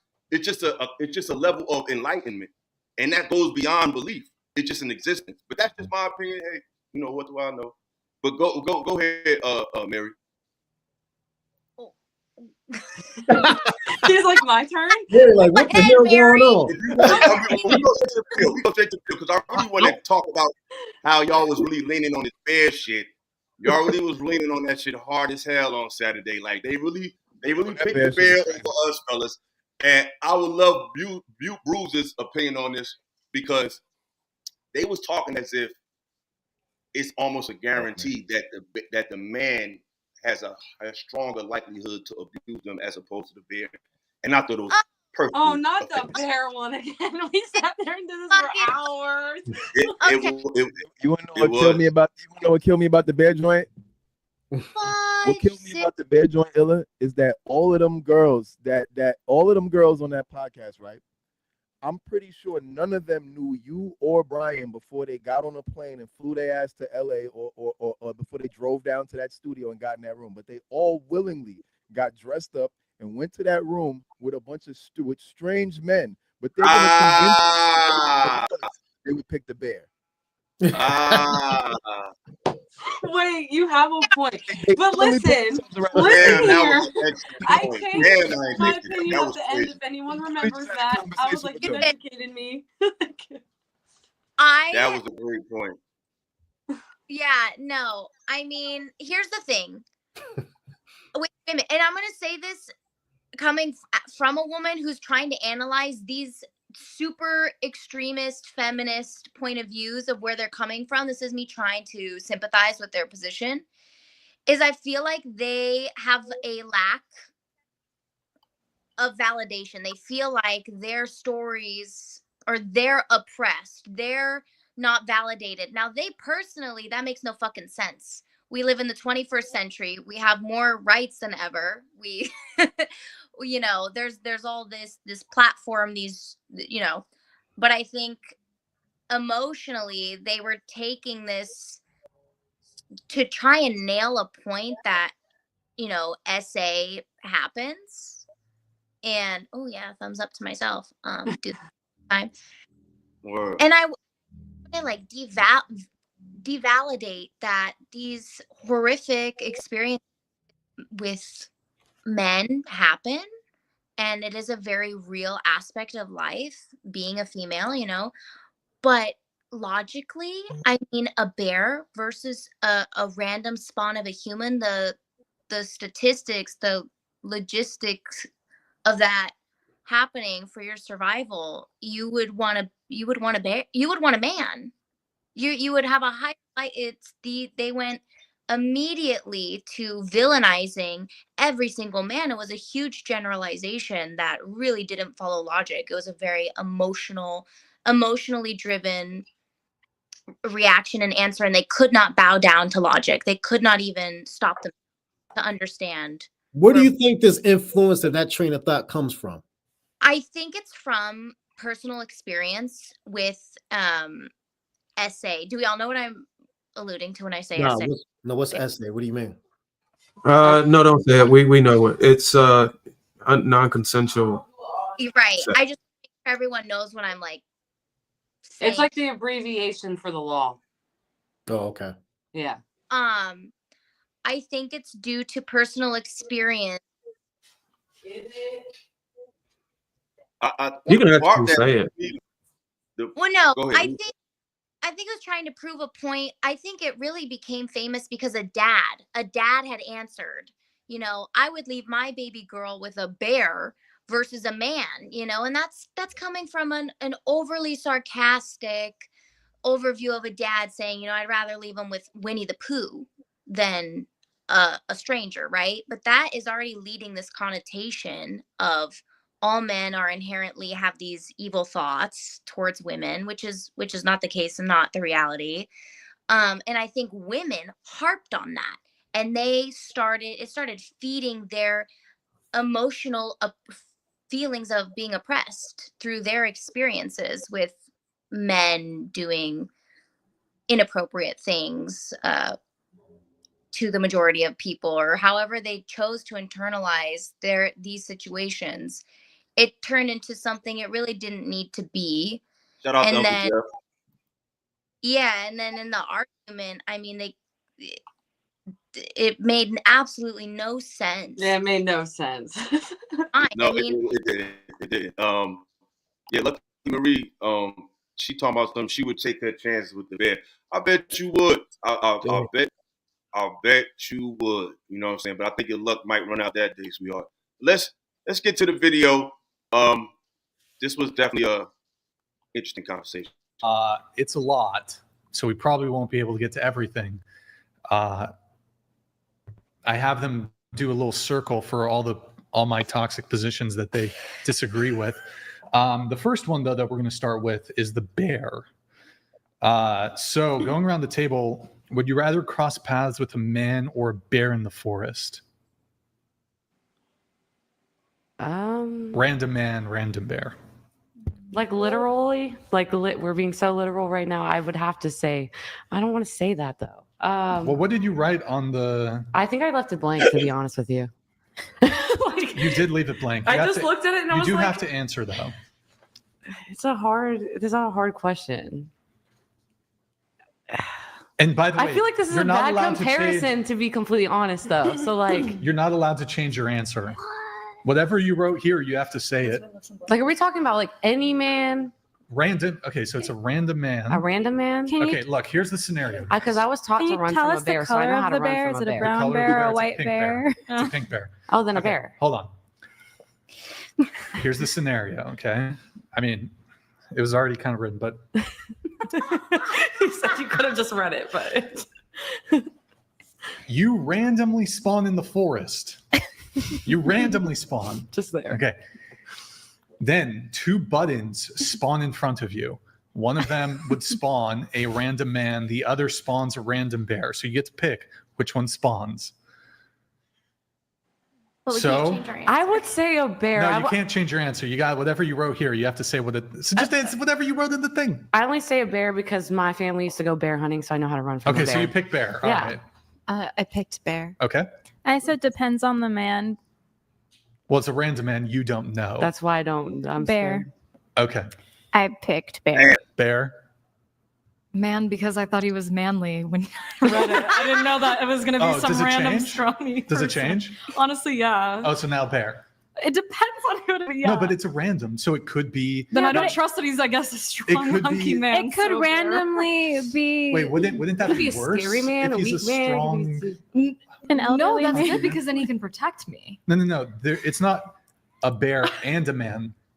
He's not protecting you from the bear. There's either a man or a bear. Like you're one-on-one with a man or a bear. Oh, I was thinking like just he could protect me in any situation in the woods. That's Let's what just I meant. assume But yeah, I get what you're saying. absent- It'd be bad That's to be a alone with really a man. that's a then. really strange answer anyway. Like, Yeah. what if the random man spawned and he's like, "Oh, I don't give a shit about you. Protect yourself." That's a possibility. Yeah. He gives you to the bear. He It was finds a like, bear. and gives my it to you. chances of surviving in this forest without you greatly increased. Yeah, why didn't I So trust instead, my I'm survival going to instincts just over leave you here. Okay, I guess I pick bear then. I said man, but I changed my answer to bear. I thought we Knowing couldn't that- change our answer. It's supposed to be here. I say man all the way. Wait, so bear. Can I bear, change my Everyone answer? Bear. Yeah. We're all changing. What, you want to change it? Yeah, but Why? you said we couldn't, so I was sticking with the script. Okay, but originally you wrote Yeah, bear, but originally why I did- wrote so Why bear. did you change? 'Cause it might be a grizzly bear, and I don't fuck with those. See, and that's I'd why I rather asked fuck with a what kind of stranger in the woods than a grizzly bear. Okay. So those of you, 2 questions then. Those of you who said bear, why? Like, why do you pick the bear? And then why don't you pick the man? See, I would pick the man if I could have the choice of man, but since I don't have the choice, I pick bear because. Wait, can you tilt your mic down a little bit? Yeah. There you Okay, go. Go ahead. yeah. But I say pick bear because like I don't. Humans sometimes are unpredictable, and if it's a random person, I don't know what they're gonna do. And a Okay. bear, like, they're just nature. They just probably will run at you, and you kind of just. Yeah. So just so I understand this correctly, essentially, I think what you're saying is with the man, while the bear could kill you, with the man could also kill you. He could also assault you in other ways. Is that a fair assessment? Yeah, of, okay. but the bear might be nice, might kill me. I don't Okay, know. we'll come back to that. What about you? Why? So why do you pick the bear? Why don't you pick the man? I have Yes, sorry. 2 answers. Sure. Why I picked the bear. I grew up in rural Arizona, so I feel like I went camping all the time, seen lots of bears. I feel comfortable in that situation, for one. And then 2, a random man and a random bear. A man could potentially take away my dignity and then kill me, whereas a bear will just kill me. So I mean, or like I'd eat rather you and let Yeah. you die slowly. Well, I mean, a man could do that too. Sure. How many? But have you encountered a bear before? I have, yeah, How many men have you encountered? a lot. They're Hundreds of scary. thousands. I deal with men all the time for my job. Yeah, but like just walking down the street. Yeah, Like how many men do you think you've like just walked by? I'm not entirely Millions. sure. I wouldn't say millions. Maybe you were in a classroom. Start adding these up. You were in a. I mean, thousands at least, right? Certainly But thousands, right? It doesn't matter the statistic of how many men I've gone past, because It if we're does being quite matter. honest, the amount of men who have done horrible things to me is pretty high of those situations. All right, this. Well, I had to see this one here, this one here, this one here. She was something else. Jesus Christ, she was something else. But Yeah. Wild. she was something else. Yeah, My thing with her. With the binocular. You said what? What you said? She had mountain lions with the binoculars. Yeah, she's Dr. Doolittle and shit. But my thing with her was she was all over the place. Like, you notice she was like, yeah, I work with a lot of people. As if she said it with like a negative connotation, but I remember y'all remember later on in that show, because like I said, the show's about power and in an argument, she later on said, yeah, I work with great people. I work with great guys. But earlier, when we were talking about random people and men, we was talking about, well, you know, I work with a lot of guys. But then them same guys you work with such great guys later on in the show. It's like some people just do want to win the conversation. I feel like my question was to the panel with the ladies was that the issue I feel like they didn't take into account is what's when you take the bear and human, you remove the negative aspect. You remove getting SA'd by the man. And brothers, please say SA and great. You know, you take away getting SA'd by the man, and you take away getting killed by the bear. What's the highest potential of that can happen from the two dynamics with the bear? Like, what's the best that can happen with the bear, and what's the best that can happen with the man? I feel like it didn't weigh up, and the fact that they just totally just assumed the worst possible scenarios. Like, you know, he could talk to you, he could be nice to you, he could help you go fishing, he could build something. You know what I'm saying? They just said no, he's gonna SA me, and I'd rather get eaten to death by bear than SA. So, Jason, you first. How do you feel about that comparison, that assumption of assault by the man as opposed to a bear? I think sometimes when people experience extreme trauma, they slip into a place to where they can only see the conversation through that lens. So they're not really looking at it from a reality base. They're looking at it through fear. So sometimes people who look at situations through fear that's connected to a deep trauma, their concept of reality becomes a little delusional, right? Because their subconscious mind is like in this fear when it comes to thinking about being put in a situation, being next to a potentially dangerous man they don't know nothing about. So it's all looking at something through the lens of trauma, and that's why their explanations of why they chose the bear instead of a man is the reason why they chose that aspect. I think it's just a trauma-based reaction of an answer. Yeah, we got a Nazi, a neo-feminist in the chat. She looks familiar. That fro is definitely familiar. She says bears mind their business for the most part. Men don't. Do they? Bears is nosy as hell. When you're in the woods, you got to put up dental floss, toothpaste. They come for every little thing. So I think it's more than likely that the bear will come minding your business than the man would. But this is the type of thinking that exists in America. But if they saw the bear in real life in the woods, they would run. You feel what I'm saying? Immediately.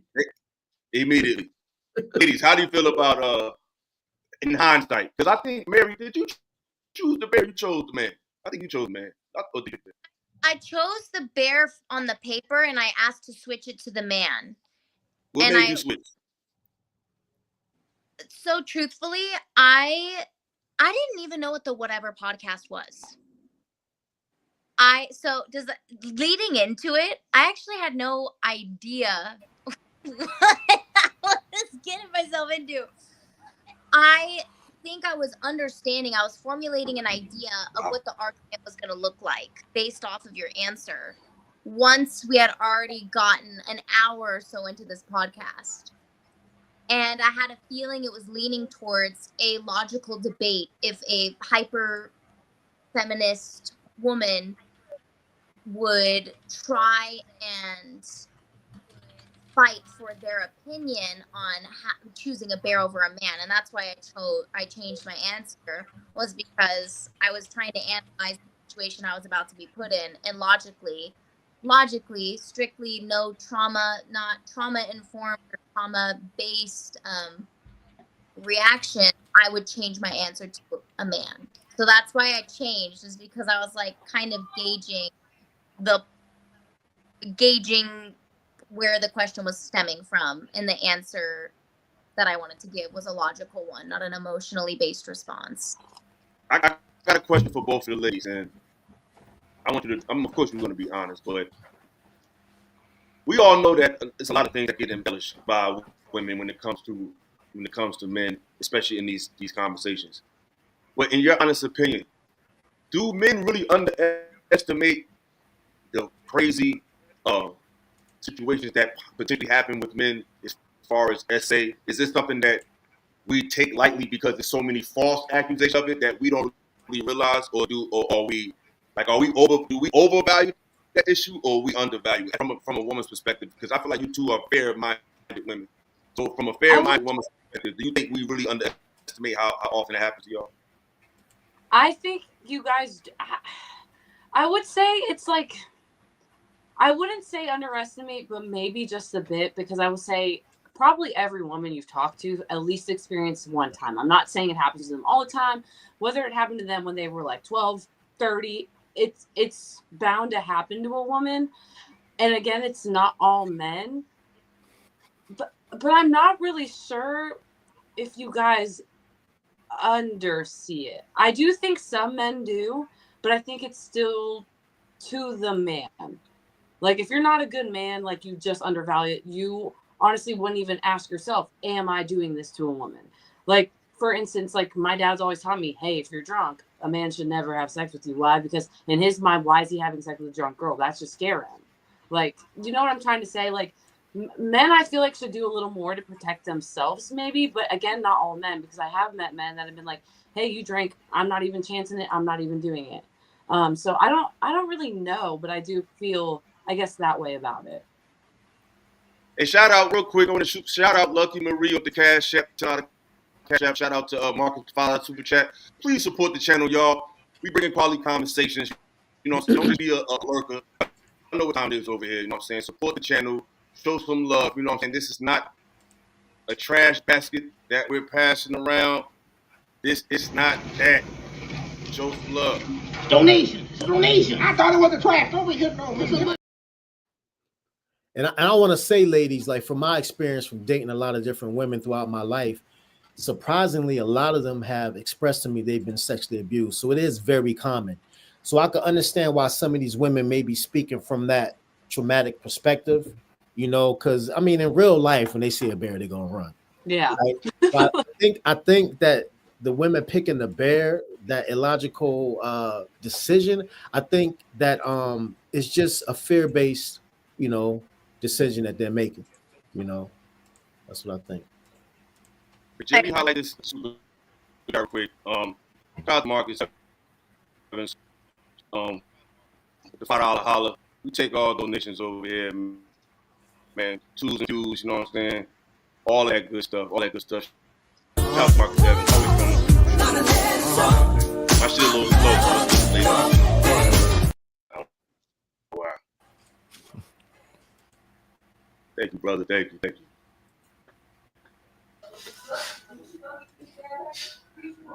Well, let me just say this on Tiara's point. I think you asked her a question about being essayed or something, or why men would do that with a drunk person or something like that. No, he asked, like, do men, like, underestimate how much women go through those things? And then I just brought up the point of, like, how I don't know if it's underestimated, but I do feel like most men might not know, but I feel as if, like, if there was, like, if you were drinking with a girl, you might not want to sleep with her because you don't know, like, because it is a thing with men where, like, false allegations, you don't know if they're going to make a false allegation. So, like, don't do it at all. You know what I'm saying? So I'm like, not that you should have to be in positions to protect yourself, but that was just kind of my stance on it. Okay, I get it. So, I can't answer for all men, but I can kind of try to give an opinion as far as we only know as far as how much is reported. Because I was on a panel before and a woman voiced how it is underreported. But, you know, there's no way to account for underreported essays. You know what I'm saying? We get it, we hear, but unless it's reported, we can't really gauge on how often, or, you know what I'm saying, this stuff is happening in order to increase the intensity of light to shed on it and actually, you know, do something to stop it or whatever. But as far as the alcohol, and I think that's that scenario you gave with the drinking alcohol and, you know, you can't give consent. And we learned this in the military. It's actually zero tolerance. We brief soldiers all the time on the weekend, especially 4-day weekends. or there's a holiday involved and they get an extended period or weekend, that if a woman is intoxicated, she cannot, even if she says yes, no. Yes, it's still no if there's alcohol in her blood. So, and this goes back to my point with the standard thing. Because we have these regulations and manuals and stuff that we have to train these soldiers on, we have ability to hold them accountable for. And that's the whole thing I was trying to come off with earlier with principles. So unless you have unless you don't have these manuals and regulations, these soldiers can do whatever the fuck they want to do. And nobody can tell them they're wrong or right, is good or evil, because they don't even have anything to look back and be like, oh yeah, this is where it was stated. And I actually signed it. You know what I'm saying? So that absolutely, yeah, we beat that dead dog. But the thing about the bear, the only thing I can't, well, if most women, if most men, let's just say if most women run into men in their life, and most of the men they run into don't intend to harm them or do any harm to them, I don't understand why the women would assume that a random man is more dangerous than a bear, when we all know that bears are instinctively view humans as a threat. So that just right there, they just sit right with me. Yeah, it doesn't make sense logically, but like women are emotional. It's like an emotional response. Yeah. I would say I think it's meant to be more of like a metaphor, like not like from a feminist, like an extreme feminist standpoint of like, I would rather endure this than be alone with a man. I don't think that it's right, but I do think it was more of just like a metaphor for like a whole different agenda. It doesn't make sense logically. Yeah, no, it doesn't make any sense logically, but I do think it was just trying to like show like it didn't matter if it was Bear using an example. They were just using that as the example. But I think it's a little scary when females cannot differentiate between battling a logic in a hypothetical question and realizing your shortcomings by possibly having a trauma response, and why you're emotionally choosing and relating to one side or the other, because then it kind of fucks us other women up, because then these people have this idea that we're like these illogical creatures and cannot I can understand the emotional trauma response. I can't it's science. I get it. So let me ask you this: if you walk past bears at the rate I you don't were, think it's an emotional trauma response. Those men were doing harm to you, right? So if you came across bears often, and that every time or most of the time a bear will harm you, and then you would pose this question again, whether you would choose a bear or a man, you would choose a man, because based off of your experiences, every time you came across a man, you were harmed. So in that aspect, I can understand that it is a actual response from trauma. It's a response from your experiences with men, not necessarily a logical response. Right. So the thing that I don't like is whenever someone is able to see that in real time and be like, oh, well, you need to be healed, you need healing, or you need therapy, then they feel like they're being attacked. Like, don't tell me I need healing or whatever. Like, like you damn if you do or you damn if you don't. So yeah.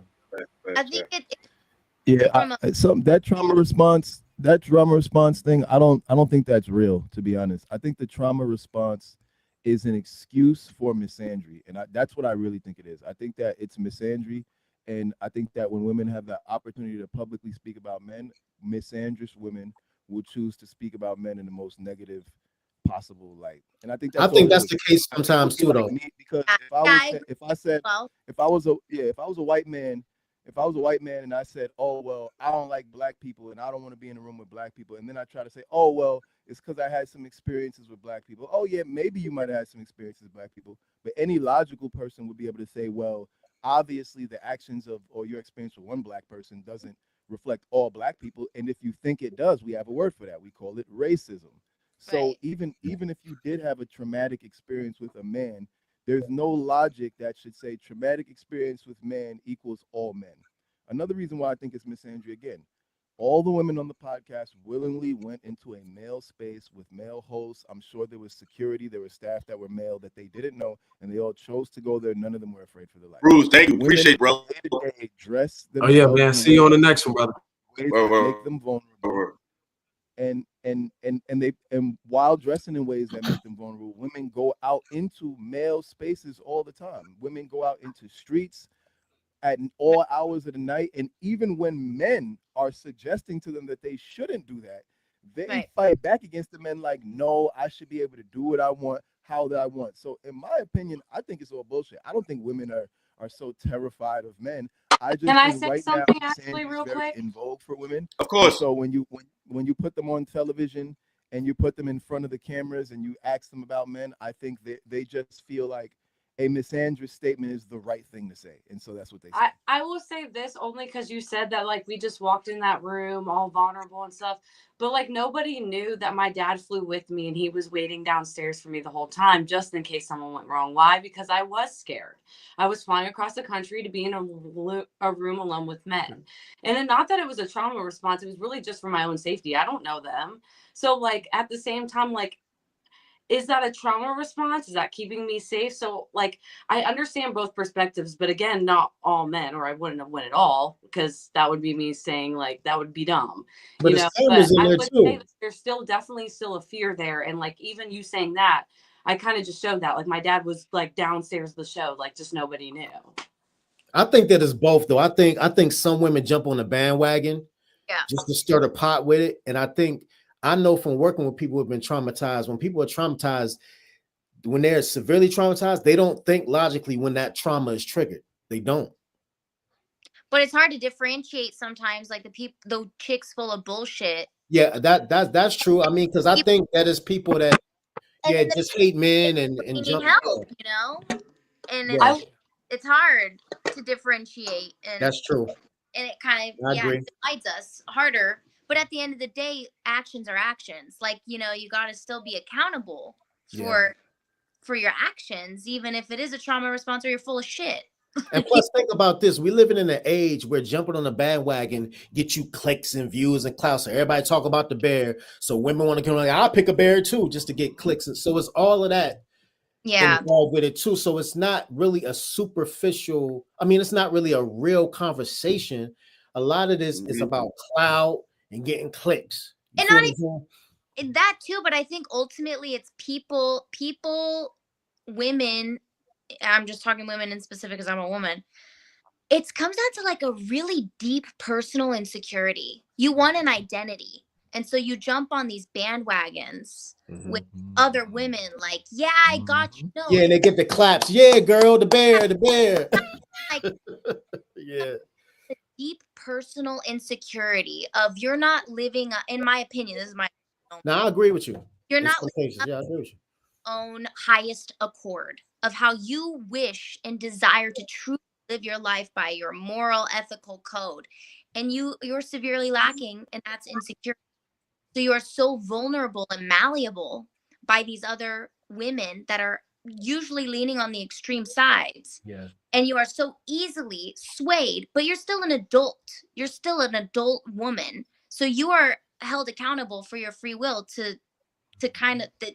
It makes no sense. But let me break something down though. Like if you were abused as a child and you never heard that, when that gets triggered, you turn into a child. That's You feel what I'm saying? the difference between being a victim of circumstance, which a child 100% is. You are a victim of circumstance.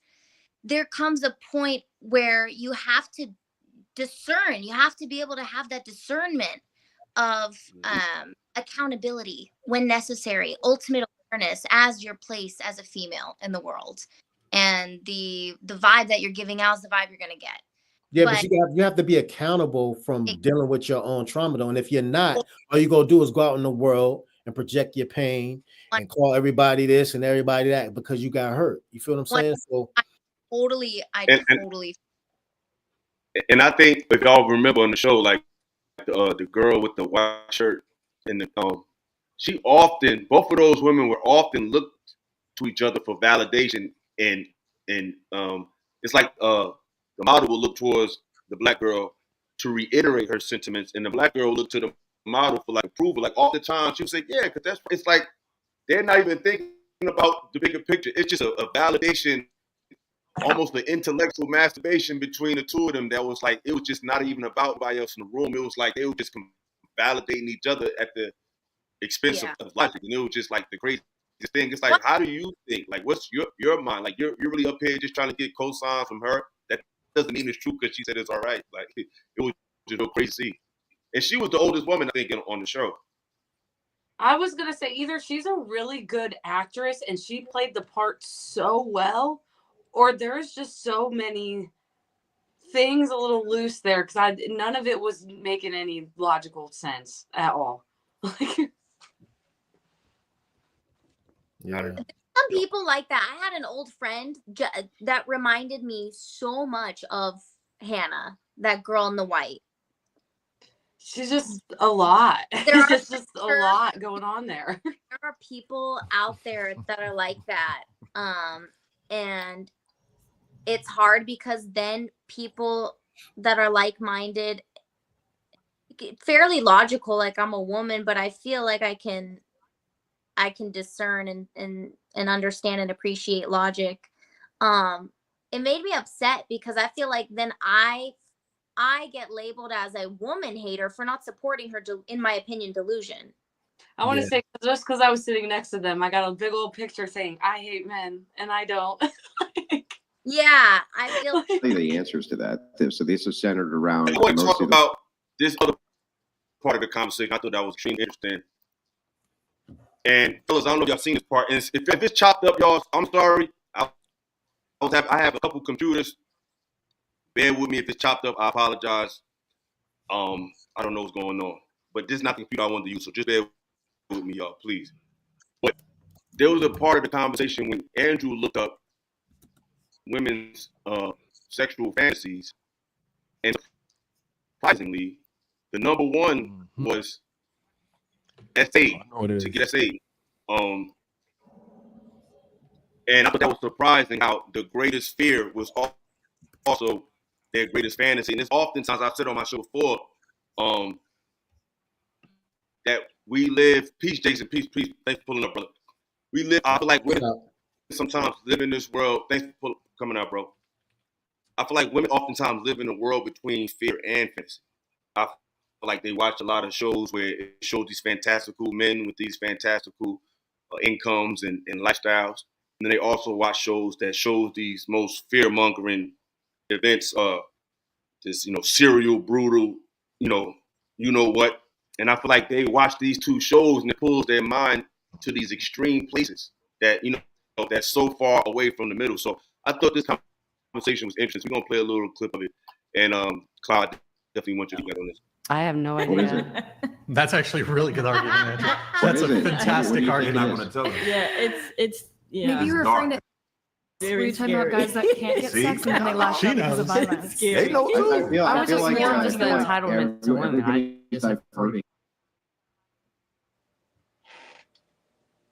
Nobody's answering the question. Can I jump in? What do you think the most common fantasy of a woman is? I don't know. A British accent. Yeah, definitely. The word It's dominance. Bingo. I mean, yeah. No, I mean it's much more than that. I think it's much more than that. They have grape fantasies. Thought men have those more. Not all. I don't. Like I don't. Hang on. I'm just gonna go off the facts here. All right. We'll make sure that we all get it right. Number 10, strangers in the night. 9, groups. 7, laying you out on display for other people to see, meaning you're having in front of other people. 6, sexually ravaged. 4, to leave it as a tip. And then 2, strap on, I'm going in. That's pretty brutal, right? What the fuck is it? And then number 1 is SA fantasies. Number 1. That doesn't mean there was not a single thing I think you said that I fantasize about.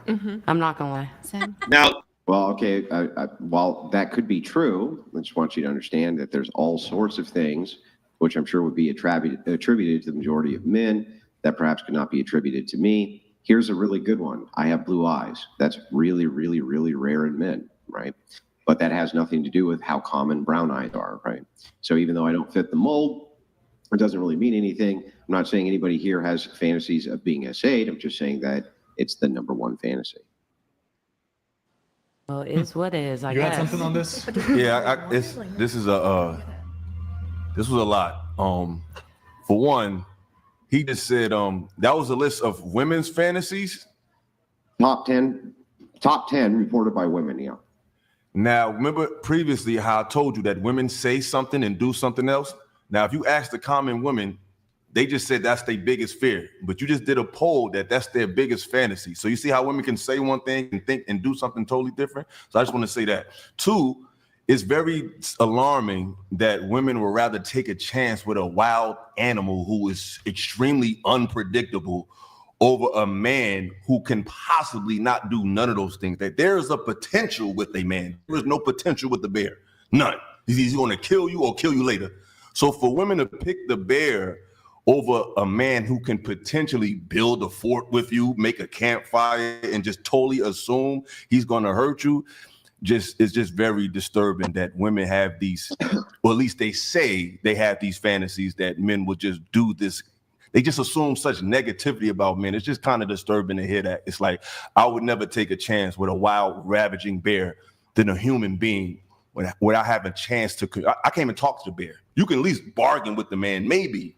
You just discarded the common interest of talking over a savage beast. It's just crazy how women think today. No offense. I think it's disturbing that we've been in positions where we feel that way. Yeah. Rather than. Wait, can I? Go ahead. Do you have I do. Andrew sent you text. Yeah, that's what. But that sounds good. But according to the list, the #1 fantasy of women is the thing that you all are saying that you hate. That doesn't mean we want it to happen to us in real life. I don't believe you do. I'm just saying. It's just it just shows the duplicitous, contradictory nature of women that I spoke of earlier. But If you I follow, also have to argue with you, though. I'm gonna let y'all retort. I'm not saying y'all feel this way. I'm just saying it's just proof of the contradictory nature of following what women say as according to what they do. Because if I feel like most women should feel how y'all feel, but according to his poll, the #1 thing was the most appalling thing that they're saying out of their mouths. And it's just contradictory. Like when that movie Shades of Grey came out, women loved that. A fantasy isn't a safe situation. It actually happening in an abusive way is not something you're How is assault a fantasy? And also, let me add to this, a lot of SA victims will fantasize over trauma. Their trauma. Even though it was a bad experience for them, they then fetishize their own trauma. As a man, I would never fetishize somebody beating me. And you're a man. We are women. Yeah. I don't, like I say, what y'all say and what y'all do is two different things. It don't make sense. I don't see how you can fantasize about something that you put on, that you deem is so negative. You don't understand, but it's just genuinely And there's men that's been like essayed that do fantasize over. No, they end up being that. They turn all the way over. That's what they do. I would also like to ask. So let's have a conversation. So, ladies, is there something men don't understand about how a woman could fantasize about that event, but still have a trauma associated with it as well? Because some women I know that never been through that still like to be roughed around when it comes to intimacy. Like what aspect of that correlation don't men understand?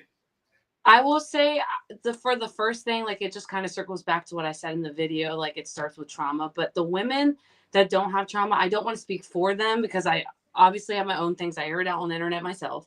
But I honestly feel like that comes down to corn and what they think a man likes. But I'm not sure because I'm not one of those women. But that's just what I think. Mary. I'm trying to understand, like what the context of the essay fantasy is, because I'm questioning, I'm trying to rationalize in my head because that makes no sense to me, right? Logically, I'm like, that's fucking wild. If maybe it's like a cosplay type of role play thing, like, what I can rationalize is it's it's a play on dominance, a little bit of BDSM, stuff like that. And to me, Yeah. different than being SA'd. That's Facts. more of a niche of power plays and roles in a safe environment with somebody that you trust sexually to explore with feeling safe to stop at any given moment. But you're exploring themes like that, which not everybody wants to. But yeah.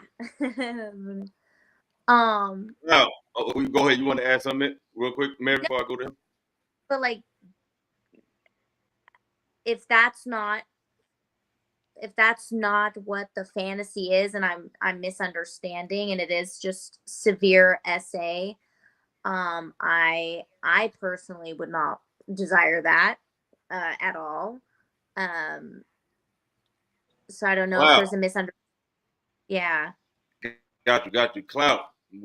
How do you feel about how women can talk about these issues, but at the same time, we know that when we deal with them, there's always an aspect of them that really wants this. I wouldn't say abusive, but like borderline abusive demand when it comes to intimacy. But at the same time, they can bring up these events. They can be on both sides of the coin. It's like what they like is also they scared of at the same time. Usually, what we like and what we scared of are two different things. You know what I'm saying? I don't fantasize about getting jumped and no crazy shit like that.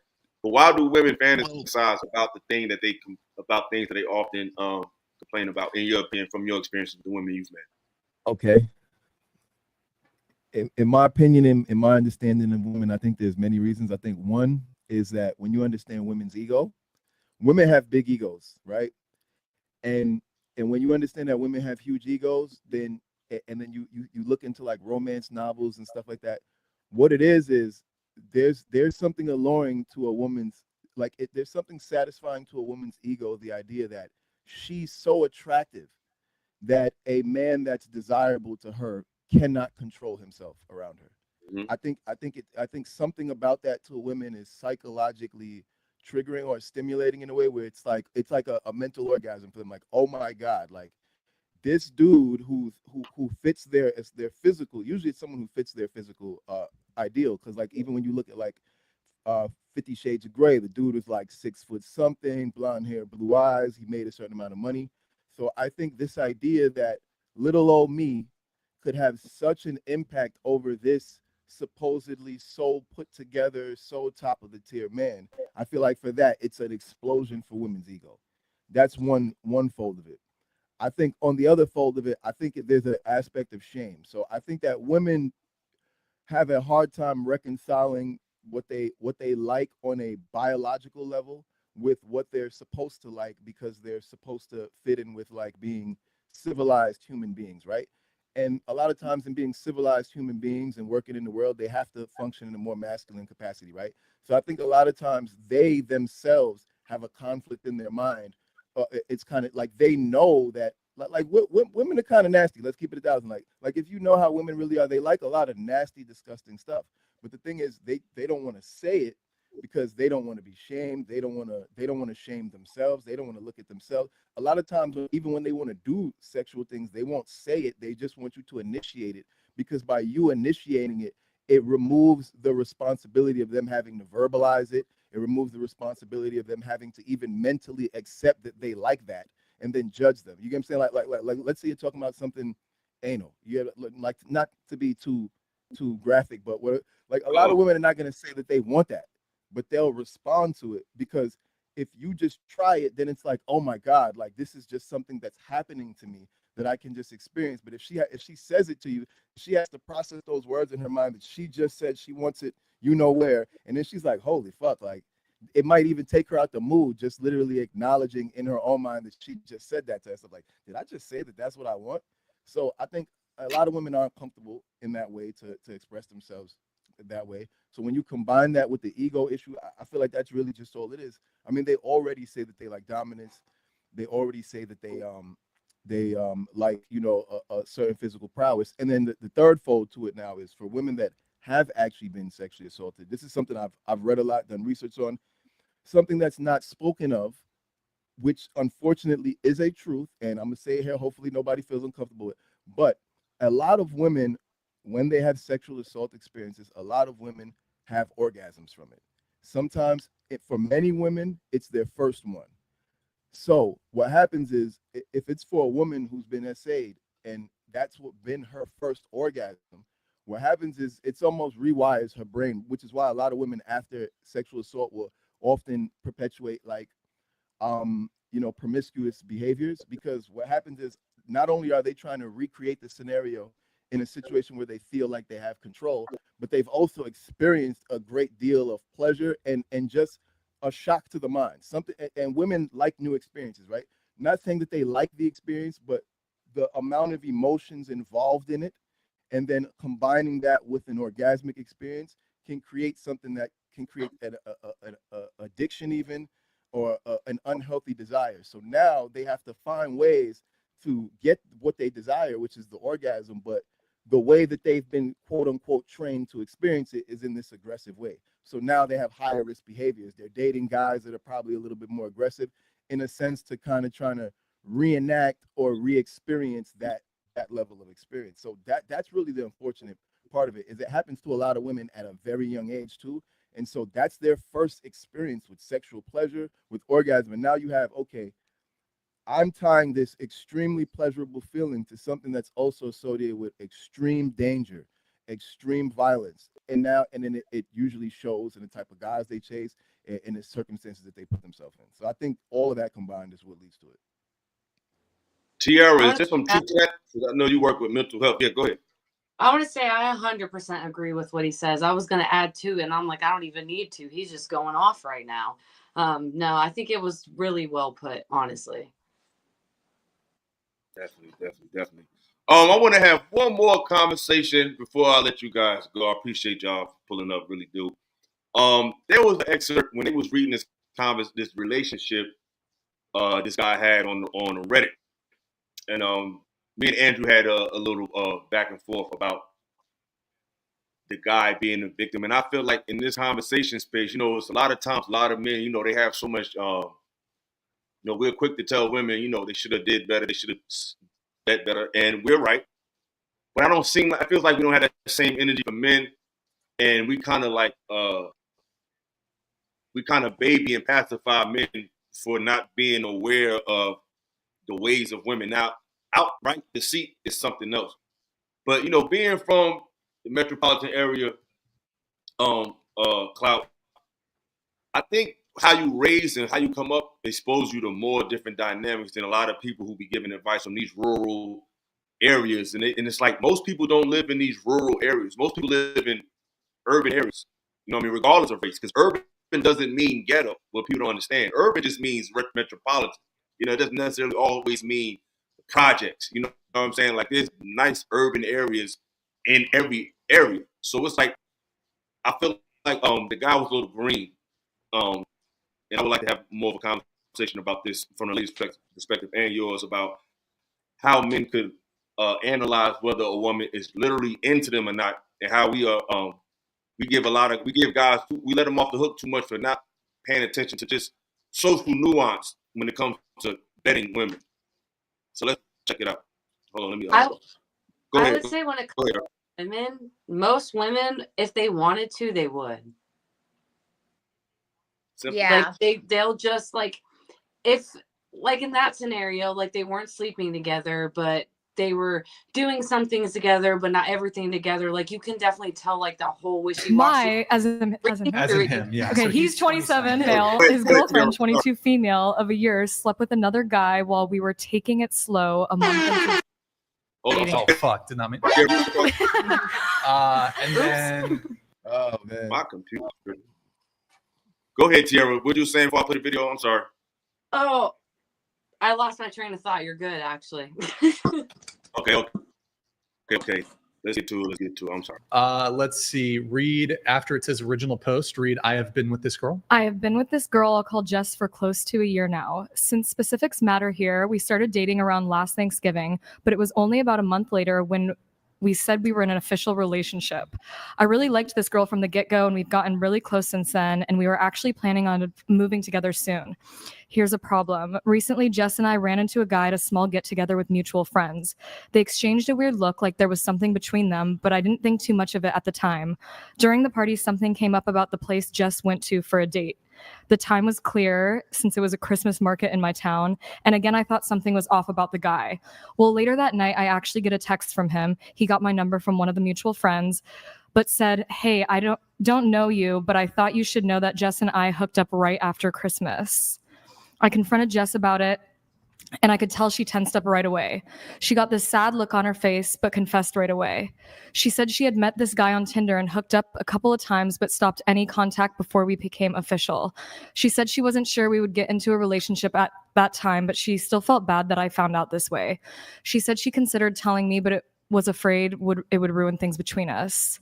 I told her I needed some time to think and proceeded to get drunk that night and ignored her texts. The thing is, I feel very betrayed and I'm really considering ending things. Sure, we weren't official when this happened, but we had already been on multiple dates at that time, and I thought it was pretty clear that we were moving towards a full-fledged relationship. On my side, I had no interest in pursuing other girls at that point because I only wanted to be with Jess. And on her end, she was definitely hitting at us evolving into a couple and strongly hinting at exclusivity.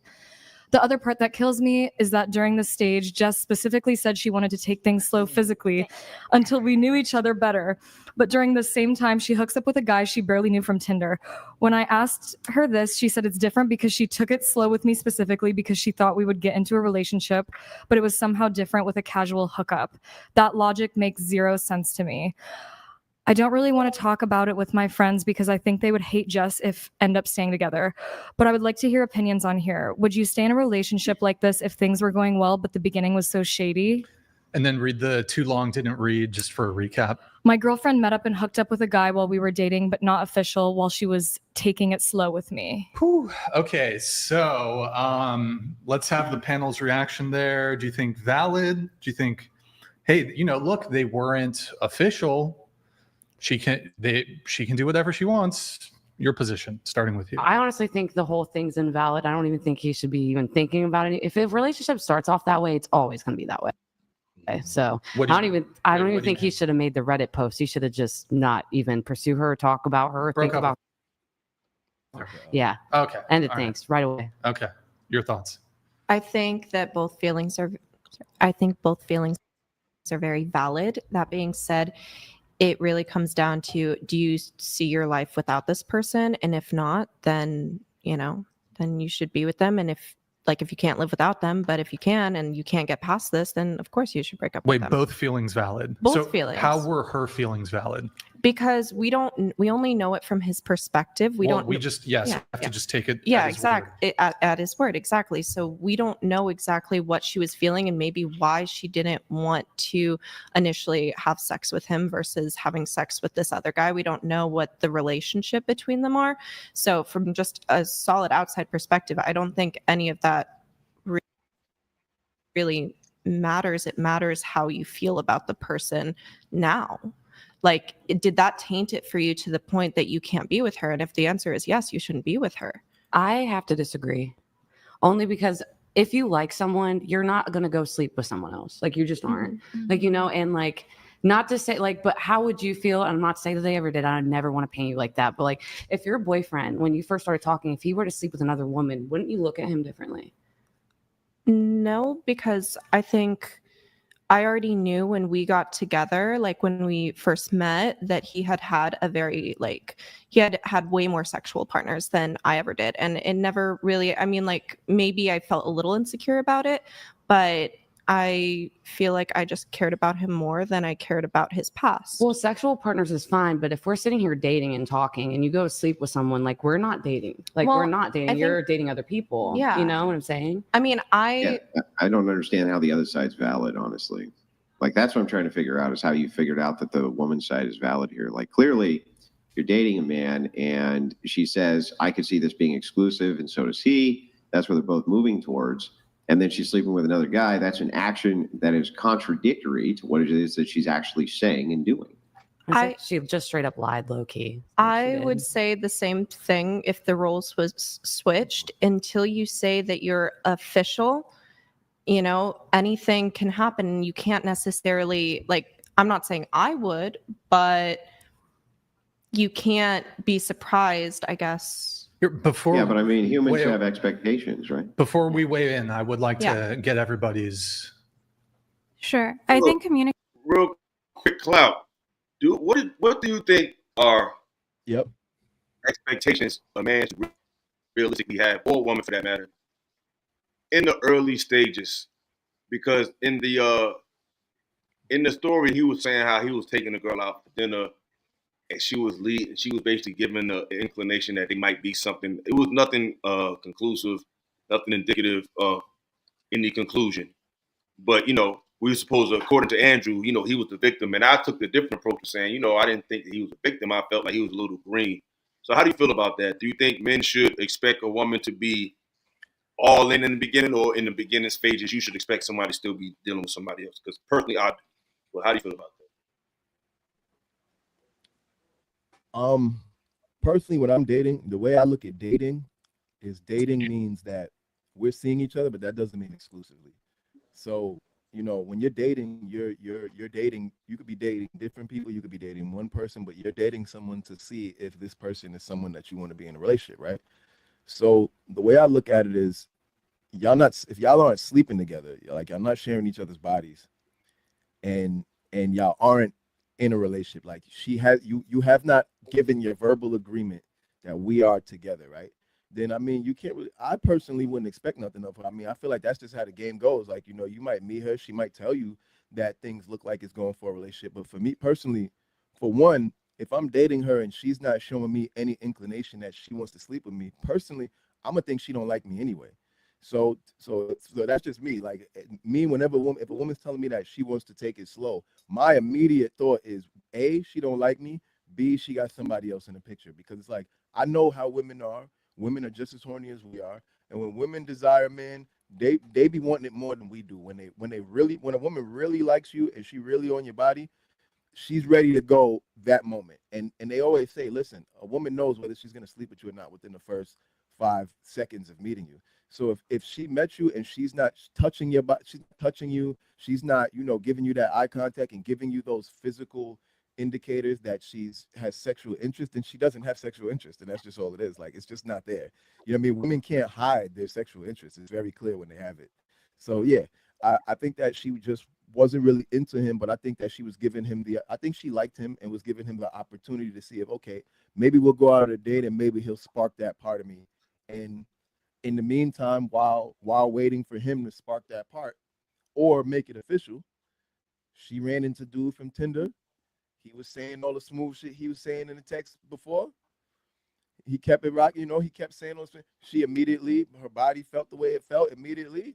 You know, the water started falling, and it was what it was. You know, I feel like guys like this to go on Reddit and make this whole story, it's like, look, bro, you have one decision to make at this point. Because she wasn't your girl, and y'all haven't slept with each other yet. At this point, you know that she probably doesn't like you that much, but now it's up to you to say, hey, you know what? Do I still like her so much that I'm willing to tolerate what's going on? And also, I do think she gets credit for the fact that when he asked, she didn't lie. Because again, y'all not in a relationship. She don't got to tell you nothing. That's her business at this point, because y'all are just talking. So when he asked, she said she immediately confessed, right? So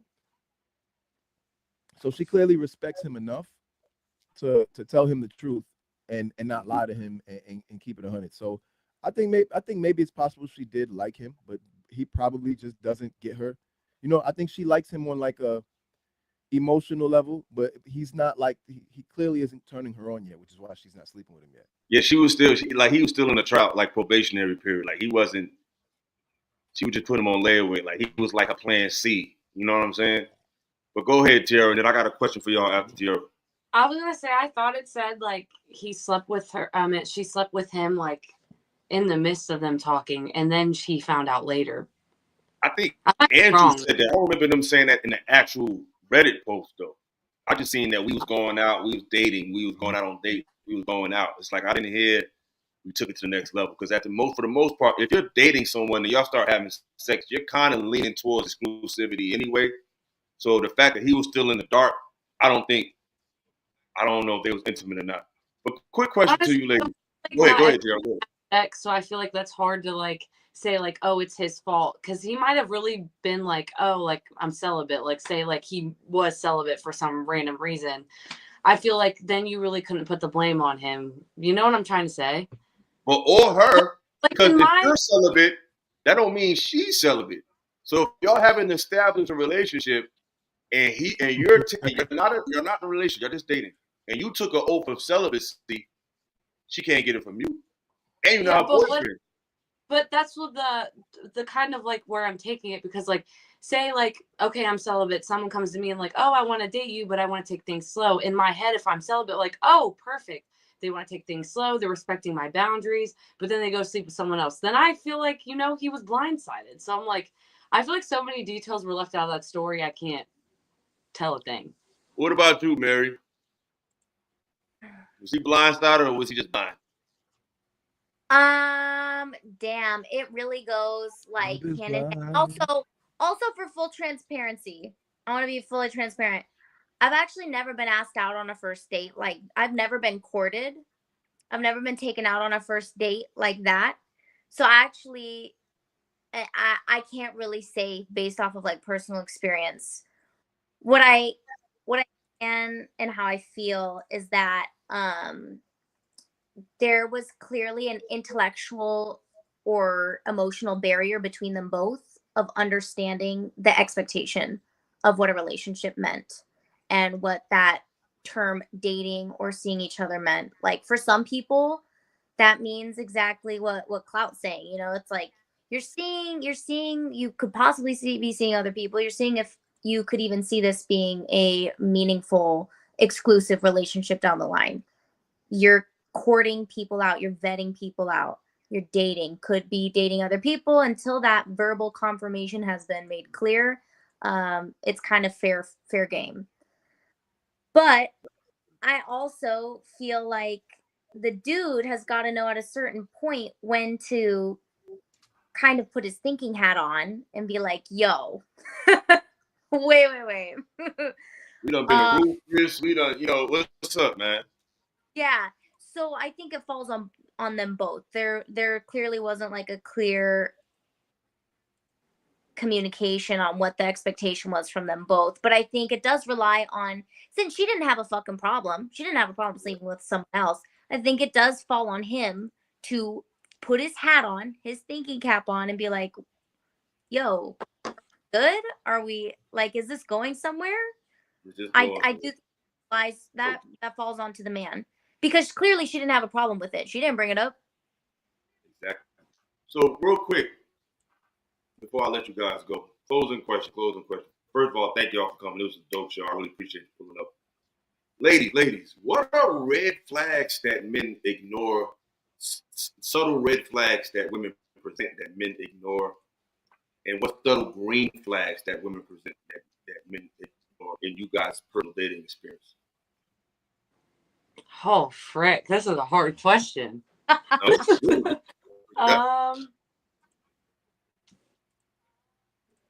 Like, I know you've been in situations where it's like, yo, he just ain't getting it. Like, he just don't get it. Like, for good or for bad. Like, what are those things that he's not getting, good or bad? Fellas, take notes. This is your time. I would say, frick, Mary, you want to go first? Dude, I cast a wide fucking net, so I don't know, man. We're here for it. Let's go. We're here for it. It's hard to think of a girl's biggest red flags. No, I'm saying, just give me some subtle red flags and green flags when it comes. I'm talking when it comes to how a man, like, that you're giving him, like when you're letting him know that you're not really interested, but it's not overt, and when you're letting him know that you are interested in his not overt, that men may ignore. Not putting in an equal amount of effort. When I'm interested in a man, I will make it very fucking clear that I am willing to put in effort to show that I am reciprocating your interest. I want you to know, I feel like I want you to know that I like that you like me, and I'm not going to throw that away. Like, I want to reciprocate, and I'm going to put in an effort to show you that I'm appreciative of you giving me that. And I think that is, if that's not reciprocated in some aspect or another, some level of effort to get things going, then she's not that into you. I would say like another green flag is definitely like me personally. If I'm interested in a man, I'm more than willing to pay for the date. Not that I should. I'm kind of hoping like the date's going good. They might pay for it. Yeah. But when I said, I'm glad you said that. Because Clout, you've heard me say this to men, and they argue with me. I've said stuff like this to many men. Say it all the time. They make it seem like, oh no, you're just not man enough. I'm like, brother. When a woman likes you, she's gonna do stuff like that. So I'm glad you said that, because I've said that to many men, and I've got a lot of pushback. You got when a woman like you don't need money. Yep. Mm-hmm. But I would say like definitely like it, and then I would say another like I don't know. Thinking red flags and green flags are hard. I feel like. Well, Clout, what's some green flags and red flags that's subtle that women may not pick up on that you have given or not given, or if you've heard stories about that, that you've observed that women not paying attention to green flags or red flags when it comes to men? So we all look at the obvious. There's some subtle stuff that women always know what those like and what not, Say it again? Subtle stuff that we might do. Damn, I'm trying to think. Or that you have done. I don't know. Subtle. I don't know. I'm not real subtle. You know what I mean? When it comes to you ain't subtle when it comes to that, I'll just be like, yo, like, yeah, like if I'm feeling them, I'm gonna just be like, what's up? Like, you know what I mean? Like, I'm not really good with the subtle. Yeah, I guess the subtle side comes more from the women because they don't really want to make it that obvious. We kind of gotta put it out there. So I guess that's a better question for the female. But what subtle signs that you picked up on as a man that women see that you've noticed other brothers may miss?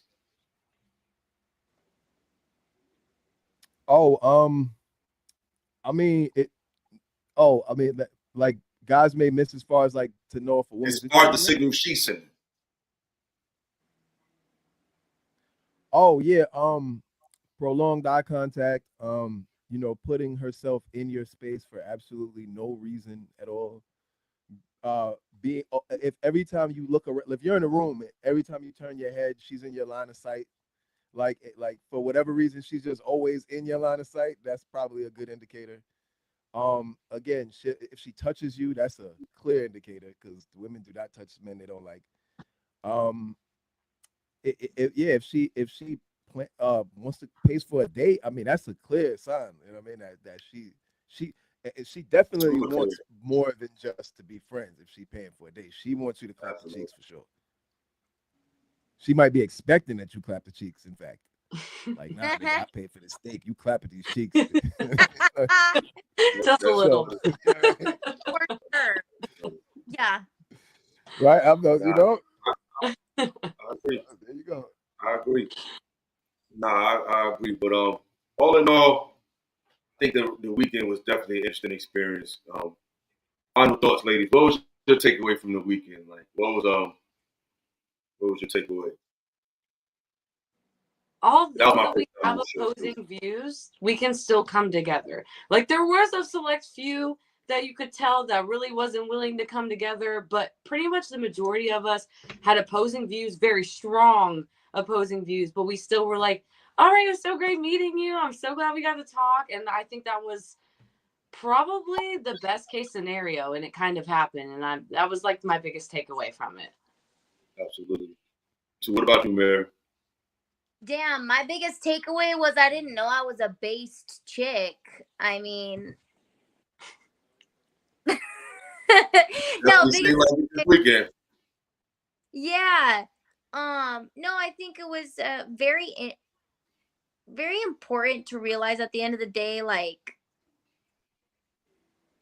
it was good I think it was actually very reassuring for me to feel confident in how I feel. Like, I'm not crazy. Like, and that's really hard for me personally, like feeling secure enough to go against the grain, because here we're 7 women that were like kind of all feeding off of each, not you, Tiara, but like a lot of them were feeding off of each other's ideas and ideologies, and I kind of like didn't agree. And it was a very important lesson for me to be able to stand up for myself and what I believe, and trying to be respectful about it too. Trying to be respectful and logical, and like at the end of the day, we had differing opinions, and that does not take away the human I see in you and the human you should see in me. It's a human love affair, you know. Absolutely. Yeah, I felt the same way because like I felt like y'all was definitely down to earth, and the woman that was to my left, she was definitely cool too. And I like how Tiara wasn't fixated on no one's view, not even her own. Like she would process Tiara, you would process information in the moment. And I think a lot of people, male and female, don't do that. They're so hell bent on coming with their bag of perspectives that we all bring them. But sometimes it's like if you come to a guest and you realize, well, I brought the potato salad and all that. Well, we already got potato salad. Well, I brought mine anyway. It's like they don't need it. You know what I'm saying? Bring somebody else. It's like we always think we got to bring everything that you brought isn't necessarily required. It's beautiful that you brought it, but you know it may not be needed in the conversation. And I think between the two of y'all, you was able to assess what your preconceived notion and compared it to new information, and was able to either pick it down or pick it up or put it down. And that's very commendable and mature from anybody, especially in this podcast space. A lot of people just cannot. They feel like they have to get their way or they have to get their perspective shown, even if it's not warranted or even if it doesn't make sense based on new information. So I really respected that because I wanted y'all to be on the review. I wanted you, Kayla, you two and Kayla and Sanjay. And surprisingly, Kayla couldn't make it. But through Kayla, I got you too. So it all worked out because I really wanted y'all to really come on the show. You know what I mean? Because I really respect y'all perspectives. And I was able to say your piece without getting in your feelings. And if somebody didn't agree, just respectfully bow out. Like I remember the exchange you and Brian had towards the end, Tiara. We were trying to really nail you down to what were y'all talking about at the end? Was it the age gap? The age gap. I like how you was like, that one. you never got out of your feelings. You never got in your feelings. You just like, listen, that's how I feel. Like you was cool with being wrong. And that's another thing with people. Some people can't handle the fact that you could be wrong. Like, hey, if I'm wrong, I'm wrong. It's all right. You don't have to agree with me. Like, I think he wanted to fight it, but you wouldn't give him a chance. So I really respect that about y'all. I have a lot of funny interaction spaces with people, and it's just like everybody just want to bring their ideals, and it's like I bring mine too, but I'm not fixated on anything in the face of new information. Like if I could be stone cold on one idea, if I get some new information that contradicts that, but it makes sense, then I can drop that concept just like nothing. I'm not emotionally attached to information. You know what I'm saying? So I really appreciate about y'all. But yeah, I definitely would like y'all to come back. I like to have different panels, different people, so I appreciate y'all. Any last words, any closing statements before I drop everybody down and do my little goodbyes and end the show? I just wanted to say thank you. Thank you for having me, and it was amazing meeting you, and I hope to do this again sometime. Absolutely. Absolutely. You married? Dude, what a blessing, man. Like, I feel like I actually genuinely learned a lot. I really respect the platform, man. Like, I loved every bit of it as I'm fighting back yawning and tired, and they're my best, you know? Like, I'm like, exactly.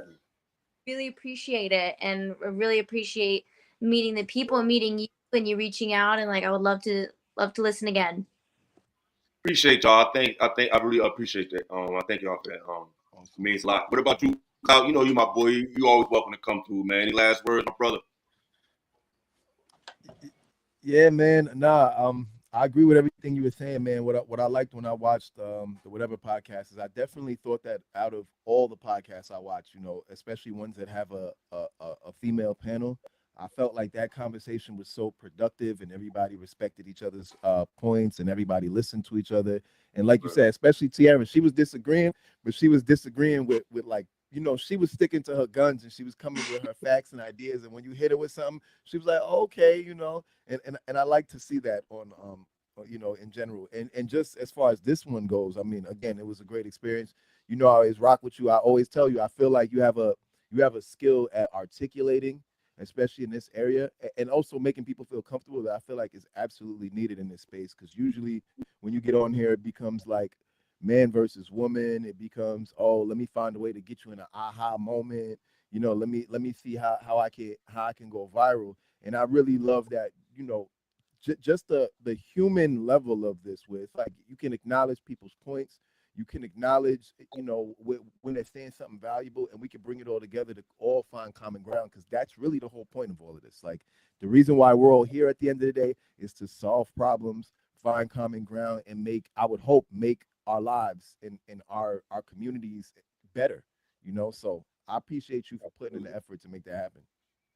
Thank you. I appreciate that, because one thing I was seeing in the comments, and they was in the whatever show, one of the comments was like, oh, he's going too easy. He's trying to be too nice. It's like, the truth is already uncomfortable enough. The truth is controversial enough, and the truth is offensive enough to people. So why add to it? You know, people are going to be offended by the truth anyway, especially when you go against their perspective. So why make it more salacious? Why add more salt to it and say it in such a demeaning way? It's not necessary. They're going to be offended anyway because you don't agree with them. So why not convey it in a respectful way? Because they're not going to like you say anyway. So why not say it with a smile? You know what I'm saying? So I appreciate y'all. Thanks again for coming through.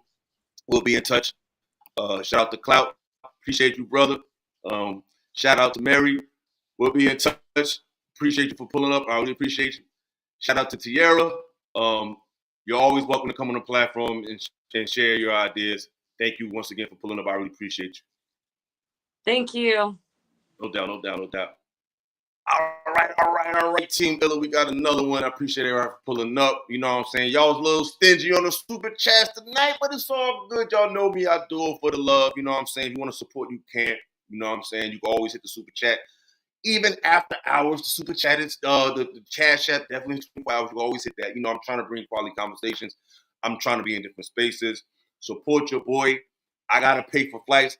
I gotta do a lot of stuff. I'm moving and shaking. So, you know, I can't grow without y'all. Y'all gotta help me grow. But shout out to the super chats. I think I got another one that I overlooked. Shout out to my man, Master Mullins, in the building with the $5 holla. The brother said, why women such as suppression, never meaningful or obscure, like some distant hypocrisy or unrealistic lie, like slavery. Yeah, it happens, bro. It happens. Luckily tonight, we had some sound-minded women who was able to understand a little pushback and a little difference of opinion. Shout out to Master Mullins with the $5 and my man Marcus Evans. Love y'all. Y'all.